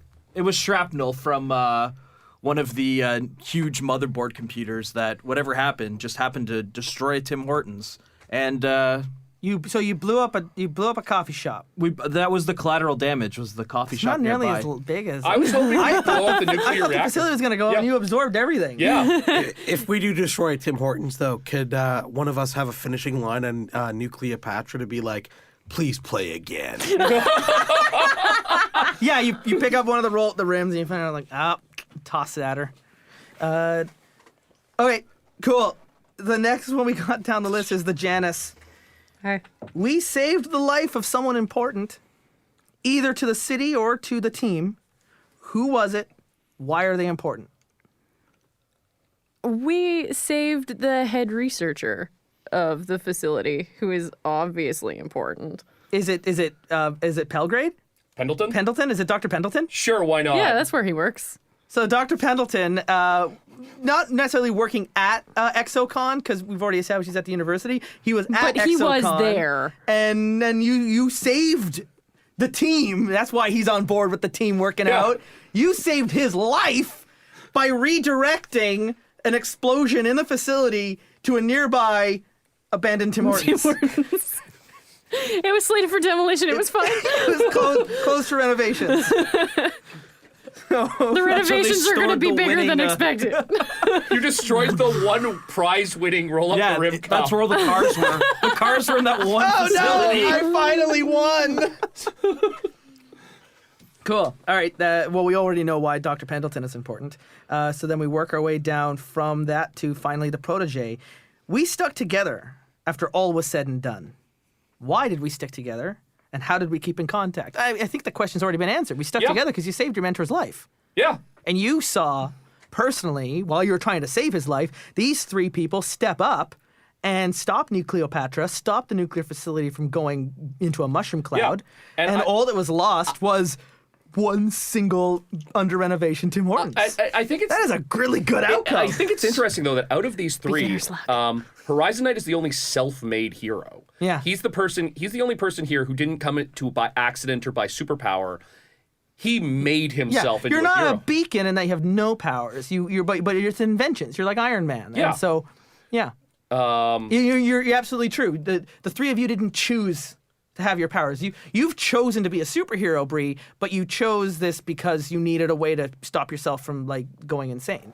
And then the two of you, same deal. You've got Enforcer's got indestructible. You just want to make something. You can't play hockey anymore. And the Nova, you just like, I'm either going to hurt someone or I'm going to save someone. I'd rather save someone. Yeah. It's kind of neat. Yeah. Except for you. You're different. I get this mental impression that it's sort of an open secret within the university that I'm a superhero. And so it's like, we're being attacked by a monster. Some guy running down the hallway towards me. There's a monster. Oh, great. Now they just run towards me. Yeah, well, again, this is Halcyon City. Think like in Pacific Rim, how most of the cities in that universe have like bunker programs and like this is a city that is used to attacks and villains and just kind of like there's programs involved mostly by Aegis to get people into shelters and abandon the city so that there's no collateral damage and to teleport people out if they have to. And so yeah, you're not the only superhero at the university. Hell, you're not the only open superhero at the university. Some of the professors who teach superhero courses are themselves And active then there's superheroes. that jackass tiger lad who's in fucking humanities. So Justin's writing down tiger lad. Justin just has this look on his face like, I like how you Now said he's writing jackass tiger lad. when he prefers jackal ass, but You turn into a tiger. You can't keep making jackal jokes. But the city has a UV index and then has a supervillain index right next to it. Like we are highly likely to have a Nucleopatra. yeah, it shows up on like their CP24 on like where it has like today's villain attack It's index. like Powerless, where they develop a supervillain detector, and it's just a watch that goes off if a supervillain is nearby. There's just an app that sends push notifications. yeah, like you are probably tornado within warning. 6 blocks of. Head to your shelters now. Blood tornado is 3 blocks away from you. Do not use the subway. Call 911 if you require metahuman assistance. Please press 5. Because there are certainly some. There's not like a superhero registry act because we're not again telling that story.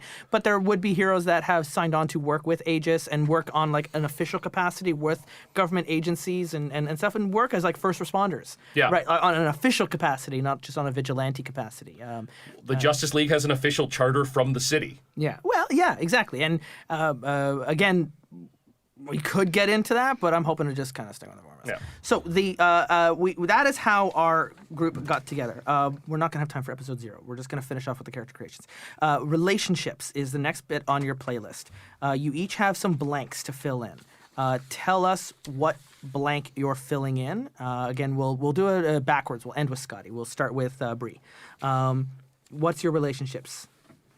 So do you want me to read them out? Are they different for everyone? Yeah, different for everyone. So you'll read them out, and then you'll tell us what you're filling in. Okay, so it says blank knew you from your civilian life first, and then you refused to tell blank your secret identity when they asked. And I think the second one is literally the entire team.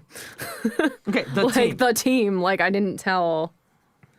And then that means that, like, one of you has to know Karen, but not necessarily This know does not Obscura. have to be. This does not have to be a member of the team. This is just a relationship with a character, either someone we're going to create or someone that we've already established. Can she know your mentor? What's his name? Like Dr. Pendleton? Yeah, Dr. Well, I mean, you're with the Pendleton, like- photography club, so maybe you... Maybe Yeah, like maybe you you were worked just with there- like the student newspaper and like Yeah, took you know what? You were at the nuclear facility if- doing pictures for the photography club. What if if we're doing the Peter Parker thing, what if your relationship, you went to Pendleton the same way Peter Parker went to the Doctor who became the Lizard?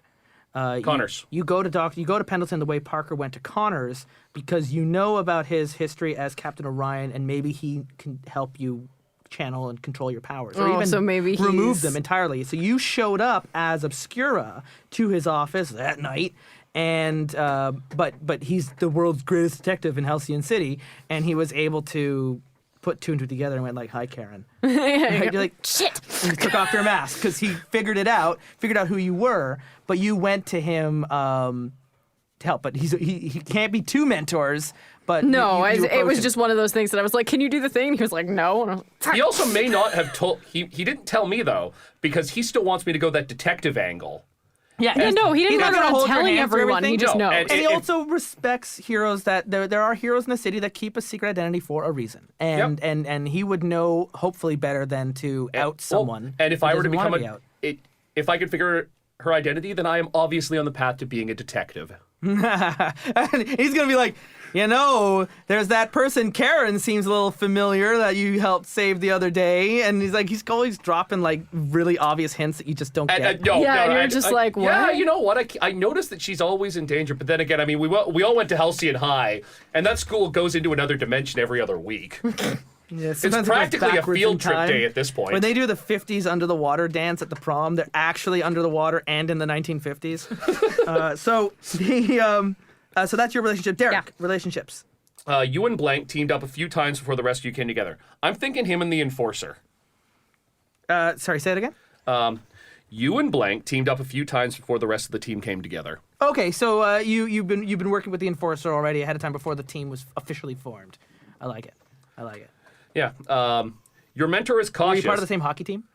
Sure, why not? Sure, yeah. Yeah. I was obviously nowhere near as good as No, him. you were the goalie. Yeah. It's not the Enforcer. You weren't a goon. You were the goalie in the net. I mean, I'm still... That's what gave you some of your initial ideas for your armor. Oh, God. It doesn't look anything like goalie armor, but it's like, yeah, I'm very more. comfortable wearing armor. Yeah, exactly. You were able to like get dressed and undressed in that locker room faster than some of the other players, even though you had twice as much stuff to put on. Yeah. So Yeah, you're not having like the Deadpool in the phone booth moment, right? Well, Where you're just like, no, oh God, why? I have like a Common Rider belt almost, where it's just like it's like suit up and almost instantaneously. because of course you do. Yeah. Because of course I do. Of course you do. I had to work Common Rider into the show for a character at some point. It does like every game. Your mentor is cautious. They asked you to keep an eye on Blank. It's going to be the Nova. Okay. Scotty, do you even have a code name yet? Neon Blast. Because I have multicolored blasts of power. That's such a lame name. Oh, I know it is. I love it. It What's sounds your- like something you looked- came up with once So, that you think sounds cool that everyone Eugene else doesn't Prince, like.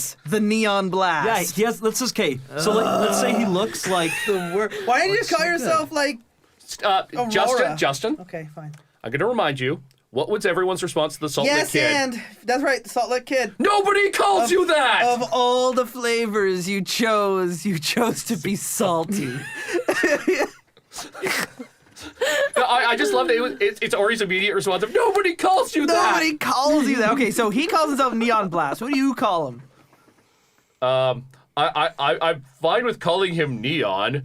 Every once in a Maybe while... obscure. You just call him strobe lights. I'm literally LEDs. Yeah. I'm like, just to be clear, there are cooler noble gases you could have named yourself after. I'll just Google all the different kinds of lights, and like every time I have to talk to you, I'll look at it. Oh shit! I'm always calling him. different elements. Whenever I'm harassing him, I'm always calling him different neon, different Noble noble gases. gases. I'm like, hey Argon, it's Neon Blast. No, You're Argon supposed to- sounds cooler. It's like you're supposed to be non-reactive. What are you doing? Neon Blurst. Nerd jokes. You guys are the best. You're just getting ready for math class. You both of you, Obscura and Night Horizon. Horizon Night. You like bond on the real nerdy jokes, on like math, and the elemental science stuff. Oh god, I'm gonna have to Google so many things before the next episode. I will too. The next episode's in 10 minutes. I'm bringing up the Huron paper right now. All right, Enforcer, your relationships. So blank is your love. You've opened up to them about the worst part of your past. Yeah, now to clarify, like it says in the page I gave you, love doesn't have to mean romantic love, sexual love, but someone that is like, I love you, man, right? Like it's someone that is passionately dear to you, but it doesn't. It certainly can go romantic if that's where you wanted the narrative, but the love and rivalry dynamics are meant to be more antagonist and protagonist kind of roles in your narrative. Anyways, who's your love? I'm thinking it might be Horizon Night. Yeah. And I think it's kind of like sometimes my character just goes out and gets hammered and goes, man, I could have had the life. Why this happened? I remember that time. Remember when we Bromance. played hockey? when we did that thing? They have just the best bromance. We have total bromance. Yeah, it's just like, remember when we did that thing? Wasn't that freaking awesome when we were like 12 and the other team, we snuck into their locker room, we stole all of their clothes and we put it in I'm really glad you guys have a bromance and you're also this sharing is- a mic to record. Ralph the Zamboni driver, I'm pretty sure, has like the way Walter White has a relationship with those other people who took like all of his patents and went off to become like super rich and powerful, like Dr. Pendleton You and mean Walter Bishop? Walter White from Breaking Bad. Oh, okay. Yeah. It was the guy who wanted to be his like business partner really early on, and he said no. Yeah, it was like a season 1 story thing. But it was but yeah, Walter Bishop and Bell as well. Ralph the Zamboni driver is not just a simple mannered Zamboni driver. I think in the way that the two of you now have this bromance happening, there's another generation between Ralph and Pendleton that also has, maybe for them it's estranged. They're estranged friends, but there's still a picture in the skate shop and there's still a picture in his office of the two of them together. You know what? Maybe it was a straight up actual relationship. Maybe, yeah. And either way, they don't talk about in a it. less socially accepting time. They don't talk Maybe about it. that's why Captain Orion retired. Maybe, and that's there's actually some real interesting stories written into the game book of the characters in the Golden Age that the Silver and Bronze Age argue with them about you didn't really fight big fights. Your villains were kind of lame and tame. It was like 60s Batman kind of stuff. Why did you always fight themed mob bosses? And yet, as history looks back on the Golden Age heroes, they remember that the first hero in Halcyon City was a woman before women could vote. One of the second big heroes who came out, he fought the good fight. He fought in the war. He fought against villains, and yet he could never come out of the closet. And it wasn't until posthumously did people learn about his secret life that he had been leading, that they could accept him as a hero, but they couldn't accept him as a gay man. And those were the struggles that the Golden Age heroes dealt with that no one talked about: social justice and civil rights and suffragette movements that ended up being retroactively or retrospectively a key part of their stories that were never written into history. And so the Silver generation is quite unfair to the Golden generation, trying to like diminish what their accomplishments were, but not acknowledging the struggles that they were facing that the Bronze and New generation don't necessarily have to face anymore, or at least not in the same way it was in the 40s. So anyway, I like that. I like that with Pendleton and Ralph. There's something going on there. There's pictures. They don't really talk much, and yet they both would be aware that the two of you hang out and you were on the hockey teams and stuff. So I like that. Cool. All right. Well, you got another question, Rob? Yep. Blank is your rival. They try to control you at a crucial moment. Okay. Who's your rival? I would say Spino-Man. Spider-Man! Spider-Man! I'm thinking with the brand building after... Yeah, he's got like his own theme music that plays out of the Spider-Man Beal. After the Hospital 25 thing, he put a lot of pressure on the Hospital 25 kids to, sign away the movie rights and, make sure that they collectively Their imaging negotiated the license? business. Yes, Yeah. he wanted to make action figures of them and put them in the Lego playset and everything. And it just got... Spino-Man and his 25 able-bodied young wards. Yes.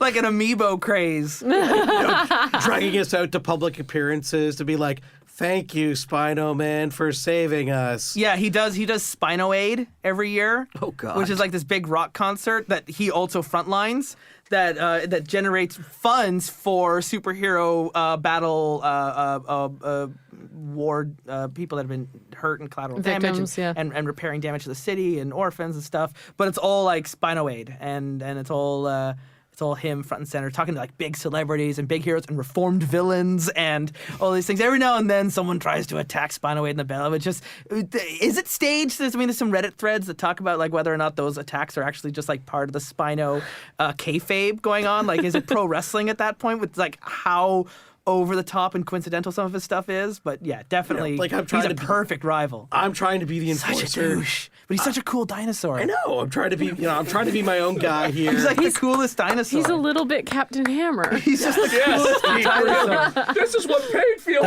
Spino is my penis. You're trying to be your own. You're trying to be your own superhero, get established, and all everybody comes up to you is like, "Hey, Enforcer." No, my name's Enforcer. Oh, sorry. Hey, my name is Enforcer. Hey, you're one of the Hospital 25 guys, right? You're the guy who got played by, the person from Riverdale. Yeah. No. That's not me. I'm the Enforcer. Oh my God, can you That's such a good enforcer cosplay. Oh my God! Can you give me Captain? Can you give me Spino Man's autograph? Like seriously, can you tell me? I got he really this a book redhead? deal. Would he maybe publish my book? Yes. I got this new like sick track I cut, and maybe he could put me on Fossil Records. Can you get him to follow me on Twitter? What's he actually like? Like, but not like in the public. Like, what's he actually like? Right? Like, that whole. Yeah, that is exhausting.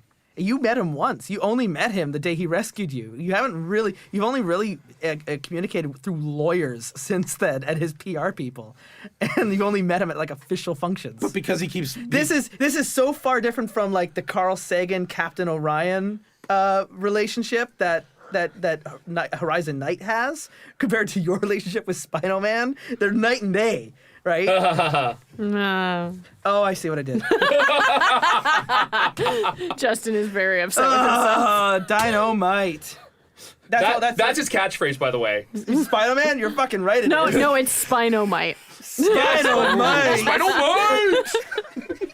He's got Spinaroos, which is like his Spino Man branded underoos. God, he's such a douche. But he's the coolest He's dinosaur. the coolest dinosaur. Like, I can't stay mad at a dinosaur that's that cool. Yep. Behind the scenes, one of my roles, agendas as a GM in a game like this is to make the adult hero seem kind of childish. Spino-Man You've is succeeded. perfect. Spider-Man is already done. Great. Last but not least, we return to the Nova, the neon light himself. Alrighty. Listen, Radon. That would be so great. That would be such a great name. Alrighty. So my relationships are Raid off. Okay. you hang out all the time with, well, my best friend Seamus, as I stated up top, to blow off steam. Oh, he's dead. He's like a dead man. He's not- a red shirt You walking. you will have be. painted the biggest target on this man's Seamus is back. going to get powers That's at some gonna point. be He's great. 100% the Doom. For Seamus. Is Seamus one of the 25? Why is everybody calling me Uncle Ben? Could Seamus be one of the Hospital 25, or is that a little too close? Well, it depends what are his powers. No, let's not make him one of the 25, because I want that's the Enforcer's thing. I don't want to steal the thunder. Yeah, okay. No, he's just the Maybe buddy he of does mine get who, a little jealous, and he's like, I'm going to be a superhero too, and injects himself with like Oh, maybe because whatever that he was thing the first in Iron person. Man 3, that Extremis? the extremis, and he just blows himself up. Maybe because he was the first person I heard with my powers, so he was always a lot closer He to starts me after vaping that. on Terrigen Mist. It's going to work at some point before the popcorn lung sets in. Oh, fuck. Well, I know what I'm doing tonight. All right, so you spend all your time with Seamus. Yes. Well, yeah, I was gonna say again. Yeah, we hang out because he was the first person I hurt with these, so I still felt guilty about it. Yeah. And I don't know, as we grow on, he finally I felt like he did forgive me for it, but yeah, he's the one who helped give me the cool name that I had. We were hanging out one day, and he gave the cool name. Oh, it's his fault. It is. And- Blame Seamus. Hashtag blame relationship. Seamus. You once hurt your mother when you lost control of your powers. Yeah, because what did I have her as at the top? About how she is the one person. Sorry, I just need to read something quickly. So I'm actually going to. I'm going to write down here. Sure. I want to keep track of influence between characters. Seamus, even though by default, every adult in this game has influence over you until they don't. But by default, people your age do not until they do. Seamus does. Seamus, even though he's your age, absolutely has influence over your character. Yeah. And any other characters that are your age. Cindy's got influence over you, absolutely. Yeah. And your little brother's got influence over you, Bree. And Ralph has influence over you. Ralph's an adult, so he already does. And he absolutely does. So, because adults, every adult has influence, even strangers, until they don't. Because you're teenagers, or you're very young adults, and they're supposed to know better. Even when they don't, they're supposed to know better, and you're not old enough to know that they're all faking it too. So it's like that's for me. That was the biggest part of becoming an adult, was realizing that every adult I've ever met was faking it and just making it up as I was. When I turned 30, and the teacher who basically inspired me to get into radio in the first place messaged on Facebook going, "Congratulations, you're now as old as I was the day I told you to go into radio in high school." And I was like, and you were like, no! What? There's no way I am ever going to have that influence on a person the way he did on me, right? Anyways. You think that now? I probably already have. I've met a few people who's like, "You gave me a tour at Humber College when I was in high school, and you were in college, and you're the reason I still work in radio." Justin, I'm like, how many people are gutting into RPGs because of stuff that you do with the show? No! God, I don't know anything! I'm a monster. I'm faking everything. You're breaking the fourth wall. Stop it. Okay, sorry. So you once hurt your mother when you lost control of your powers. Yes, because she's the one who kind of was helping me control my powers. Final step. We ending this marathon episode is the influence part of your character, and then we'll also tell me what legacy moves you picked. Legacy moves. That's what your power moves are. Sorry, your moves. There you go. Sorry, legacy moves. I'm looking at the legacy playbook.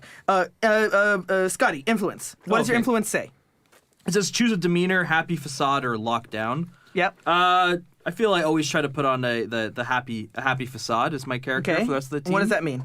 So if I chose happy facade, I have to give influence to 3 teammates. All right. Well, you have 3 teammates. Exactly. So everyone here, write down.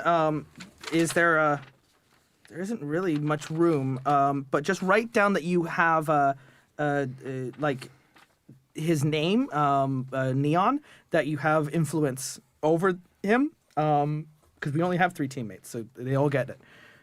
You don't have to necessarily keep track of that. It's just more when they do moves on you, they can now manipulate your labels. Okay. Without having to gain that influence. They already have that influence. So when someone takes influence the very first time, not necessarily this in the creation, they automatically get a shift in your labels. And we'll be dealing with that in the first episode. And what moves did you pick? Just so the moves I picked were. Do I want to read each one or just name them off? Yeah, just quickly. Just let us know what the 3 ones are. So the 4 I picked are constructs. Basically, I can create any object the size of a person. Boost, so I can supercharge a teammate's effort with my own powers. Yep. An overcharge, so I can channel my powers to full capacity to give me even more powerful powers of cosmic powers. And then the last one I picked is worship, which means when you put out a tremendous display of might, you kind of get respect and attention when I unleash my powers. Okay, cool. And Bernard, what does your influence say? And we'll just fill that in. My influence says you're selective about who you let in. Give your love and your rival influence over you, but that's it. Okay, so Derek also gets influence, and Spino Man, being an adult, already had influence. But yeah, so that's all. You're a closed book to everyone else on the team. So you're the only one who really, like, if there's ever a moment then someone needs to speak to the enforcer, that's kind of they're gonna be looking to Knight to have that conversation, because you're the only one who really, like, gets him. Yeah. All right, buddy. Night Horizon. Or is it- Horizon Knight. Fuck, I'm gonna do that for the rest of the game now because I've already done it twice. Horizon Knight! Horizon Knight. What does your influence say? Oh, what moves did you pick, Enforcer? Just quickly, just run them off so we know. Punch everyone. And physics. What physics? And what is the trigger for Punch Everyone? When you charge into a fight without hedging your bets, you can shift your danger up and down. Yeah, you just have to read the trigger, and we can answer. It's just so so I mentally know. I won't be able to memorize all of your powers, but when we're playing the game, if ever the narrative has a moment that matches that trigger, you can activate the move, or you can say this is the move, and then you can narrate into the trigger to justify why the move activates. And what's the second trigger for physics? What physics? To when you unleash your powers to barrel through an insurmountable barrier. Excellent. So it's like, insurmountable barrier. Kool-Aid Man. That can be, it doesn't have to just be a wall. An insurmountable barrier is up for interpretation, right? Which is kind of, it can be an emotional barrier as well, where you're talking to someone, you can barrel through that as well. It doesn't have to be physical, but cool. Night Horizon. Horizon Knight. What does your influence say? Choose a demeanor, playful or business. I'm going to go with playful just because it lets me give influence to people. Okay. I'm going to give, if you choose playful, give influence to 2 teammates. I'm going to go with the Enforcer, and I think I'm actually going to go with Obscura. Obscura. Yeah, that would make sense narratively with the connection we've already made about the math jokes. Yeah. Then I've got my 3 protege moves. The first one's going to be Bean reading the files. Of course you're playful as well, because that is the complete opposite of the business-like Science is fun. Science is fun, but it's also serious business, according to your mentor, right? Like, the world is Your at mentor stake. takes everything very seriously, Yeah. and you're like, dude, it's not that big of a deal. Yeah, why does your costume have to be so colorful? Why can't it just be practical? Well, yeah, and that's the thing is like, why are you using the armor? Your armor's inefficient. Why don't you just project an invisible force field? But because it's also a symbol to everyone around you Yeah. that they're safe, right? It's like the lights on a police car. So Yeah. You've learned about the superhero world through your mentor's files. When you first encounter an important superpower phenomenon, then I can learn about it and see if I've basically read the files on it before. Interesting. Fireside chat when you seek advice from your mentor.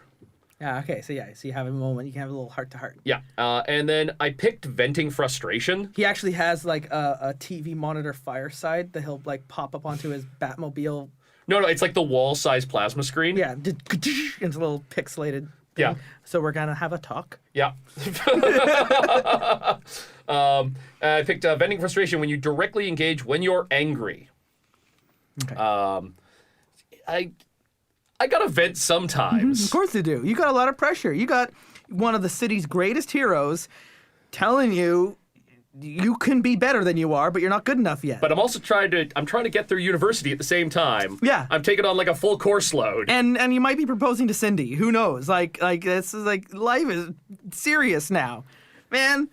You can't even be. You just want to make jokes with Obscura. No one else Yeah. gets your pressures. Yeah, and then I also This get team is an escape from most of that Yeah. pressure. I get mentors resources. Yeah, you Which do. choose the 3 resources that your mentor gave you for the team. I'm gonna go with communicators, supercomputer, Nice. which we can of course access through the communicators. Yeah, basically iPads. Yeah, with Skype and Bluetooth. Yeah, we basically have the cloud. The supercomputer's on the cloud. It Yeah. may just be the cloud. Yeah. And I kind of want to pick a hidden. Well, bit. I was thinking of calling it Orion's Belt. Yes, perfect. No, he called it that originally when it was like a network of supercomputers, and now he's taken it completely Steve Jobs. Well, Orion's Belt is the communication device, and it's both a screen and an earpiece and everything that's built into it, and then it connects to the constellation. Yes. And the constellation is the cloud, but it's all like fucking God. He's got to stay on theme, doesn't he? So He's got a brand. all the heroes from that era have a listen, brand. listen. Spider-Man upped the arms race in the branding game years ago, and if the other heroes don't stay up, like they're not gonna be able to compete anymore. Half of the heroes only are still able to be heroes in the Silver Age because of royalty payments. So, like, it's expensive. Has anyone ever read how expensive it would be to be Batman? Oh, God, yeah. Yeah. You need royalty payments. You need branding. You need action figures. You need the 25. So, I think I'm actually going Spider-Man's to doing pick it the right. last one as being a weapon of last resort. It's like the untested thing that may or may not be a bomb. Yeah, I mean, I'm thinking with him too.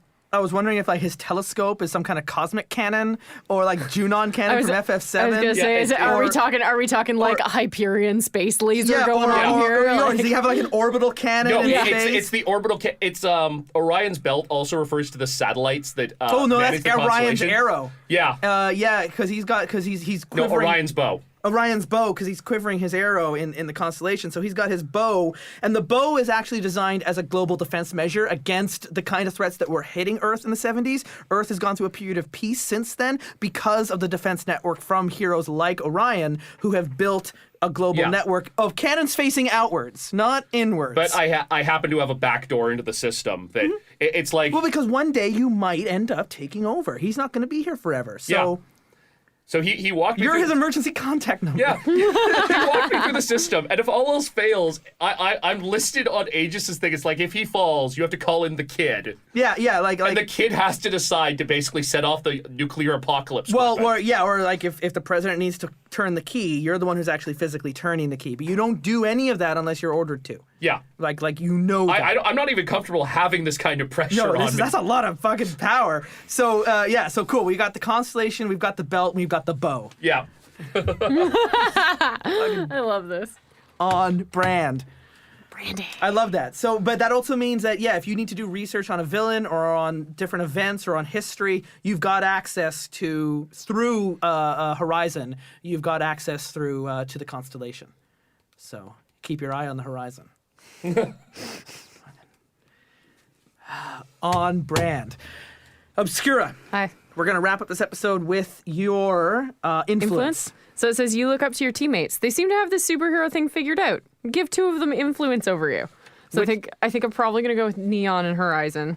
Cool. Horizon because of the whole thing where I went to his mentor and I'm like, I mean, your mentor's got everything figured out, so I guess you're probably also got it figured out. Yeah. And you've just got these ridiculous, terrible powers and haven't exploded, so... Yeah, but like maybe there's this thing going on where like he's tried to test the galaxy powers onto you and you're like, yeah, and then you can like redirect it, and that's also pretty great for your venting where you need to get that through your system. Yeah. So...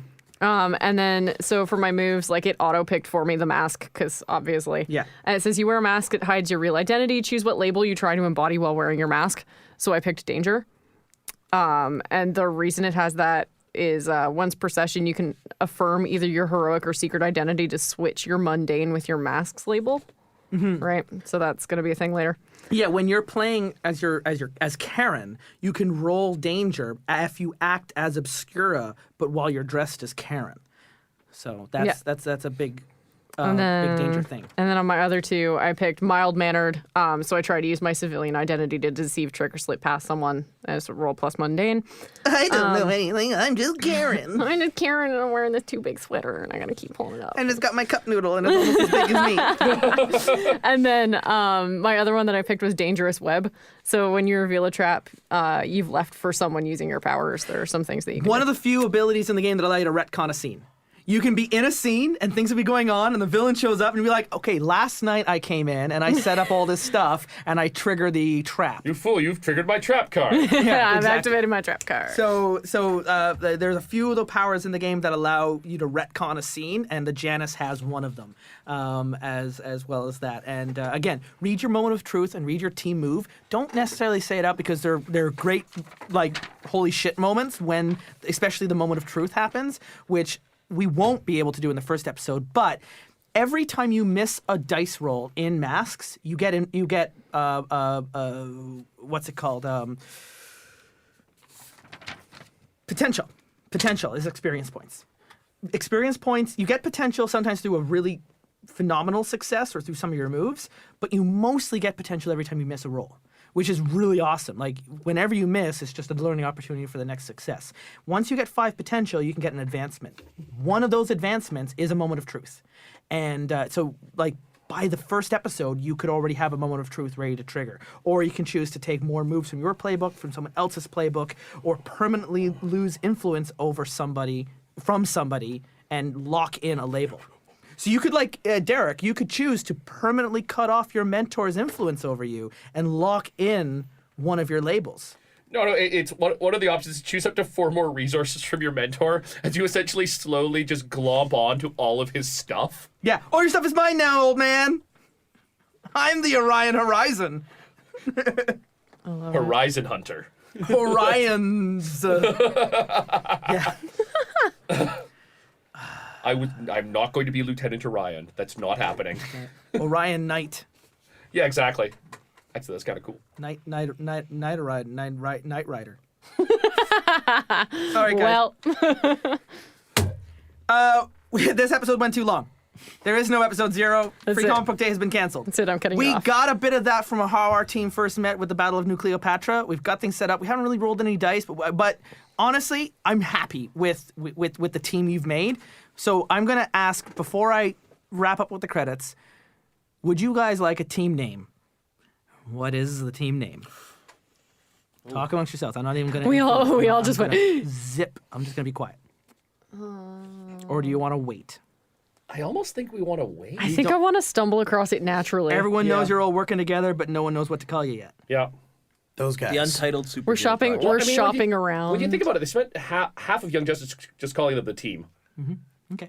Yeah, we can do that because we've established at least that this attack with Nuclear Patra and that happened recently. This wasn't like a year ago. This was all the Enforcer and Knight were already working together and friends before you even had your powers.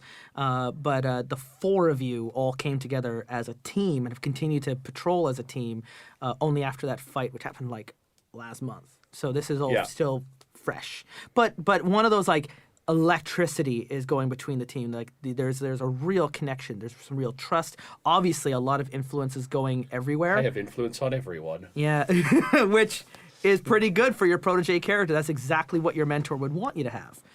He wouldn't want you to being pushed around by your teammates. He'd want you doing the pushing because he trusts you far more than he would trust them.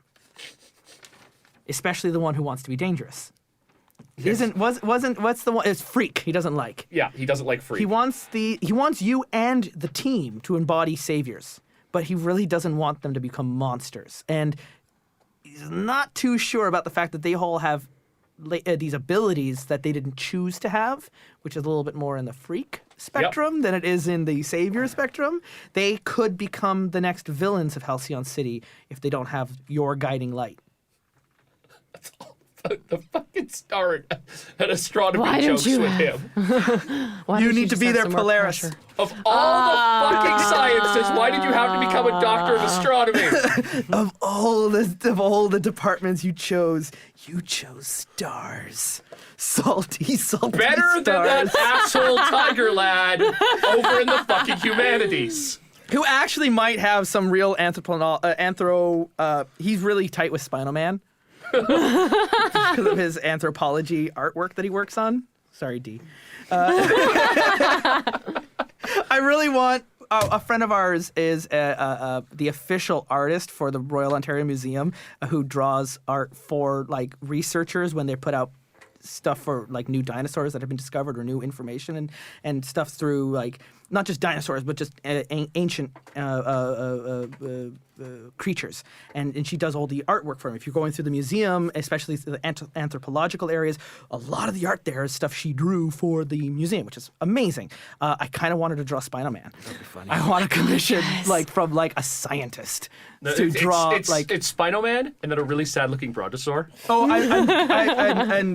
I'll mention this in the debrief, Derek. If we ever return to the after the bomb prehistoric world, I don't care how much it's going to cost me, I'm going to commission the Royal Ontario Museum anthropological artist to draw for us on feathered dinosaurs, Mutor, King of the Dinosaurs. So Good, the dinosaurs have feathers now. it won't just be like any dinosaurs. They'll be scientifically accurate. I'm gonna have her on as like a science consultant for the show. Like we're gonna do like what Jurassic Park did in the 90s. We're gonna be as on point as we can be. They turned out to be totally off point. They didn't know that when they made the movie. At the time, for Terrible Warriors, I'm Justin Ecock. This has been the first episode of Masks. We went off the rails a little bit. We've been having a good time. I mean, this is kind of like you're the flies on our wall. It's wonderful. And I thank you for being here. Thanks a lot to our Patreon supporters for suggesting some really kick-ass names that we've already included. We'll work in others as we introduce other NPCs. But for now, big thanks to Andrew Rempel, who actually isn't. I marked that off on. He'll be in the next episode. I'm going to be bringing in another name, but Stephen Prince and Jonathan Neeson as Spinal Man, Anka and Dr. Apocalypse with another Jonathan Neeson suggestion. So that's we're gonna have a good time for Terrible Warriors. Chapter 2 of Masks, Episode 1. I have been your director. I'm scared Scotty is falling asleep. I've been your director, Justin Ecock, with my masks around the table with the Nova. Neon Blast. Played Oh, by Scott. know your actual Scott, name. yeah. Scotty. And the Bull, our enforcer. Bernard. And the protege, Horizon Knight. There we go. We got it right that time. I'm Derek Bard from Chasing the Muse. I've written it down. And the Edmonton crew. Cameo appearance in Toronto today. And yeah, it's actually a lot of fun to have you here, and a lot of fun to have Shane here. It's nice to cross over this. And finally, rounding up our team, the Janus Obscura. Bree Poisonne. And until we meet again, keep your eyes to the skies, because this is not a bird, it's not a plane, it's just apparently an orbital laser cannon that's actively, inadvertently activated. And oh my god, get Obscura in the way, she can probably absorb it. I was just trying to turn off the alarm on my phone. Oh, I think we're gonna go to space, guys. See you next week, bye! The Terrible Warriors has new episodes every Tuesdays and every Thursdays, and return to us on Thursdays as we continue our journey through the strange. Last week, Derek's players, well, they redefined what it meant to go off the rails, so we have no idea where the next chapter is going to take us, because, well, Derek had to completely make it up on the spot. Because that's what happens sometimes when your players decide to blow up the world you were playing in. Literally. And if you return to us on Tuesday, we're alternating with another campaign. A murder mystery in the city of Calypso. In the center, Stephen Prince lies dead. As 4 investigators must work to solve the crime. They know who did it now. But why? And how? There's only 2 more episodes to find out in Norlandia. And of course, you can stay up to date on all of our new campaigns that are coming out. We've already got most of our games figured out to the very end of the summer. We've got a very cool idea for July, but I'm not ready to announce it just yet. If you'd like a sneak peek, you can check it out at terriblewarriors.com. Click on the schedules button where you can see the future. And if you want to enjoy the past, you can go to our adventures page where we have collected every campaign we have ever done available for you for free forever at terriblewarriors.com. And if you like what you hear and you want to hear more and you want to hear us do more and better, bring on more people into the show, play a better variety of games, take the show on the road, well, consider being a supporter at patreon.com/terriblewarriors. The money that you help donate to the show directly impacts what we can do on the show. We're not going anywhere, but we want to do more. We want to do better. And, well, you're a big part in that equation. So if you're already supporting us, thank you. Masks will return in 2 weeks' time as our new heroes and our new team hit the streets for a new adventure. But what happened to that other campaign? It might not be in their Halcyon City, but it's a fair assumption that ripples from another game will reach their own. Because as we're starting to learn in these games, everything's connected. Today's Terrible Warriors were Derek Burrow, Bree Poisonne, Scotty Bordas, Bernard, and Justin Ecock. And until we meet again, dear listener, thank you for listening, sharing, liking, reviewing. Thank you for playing games, for telling stories, and in doing so, being a terrible warrior.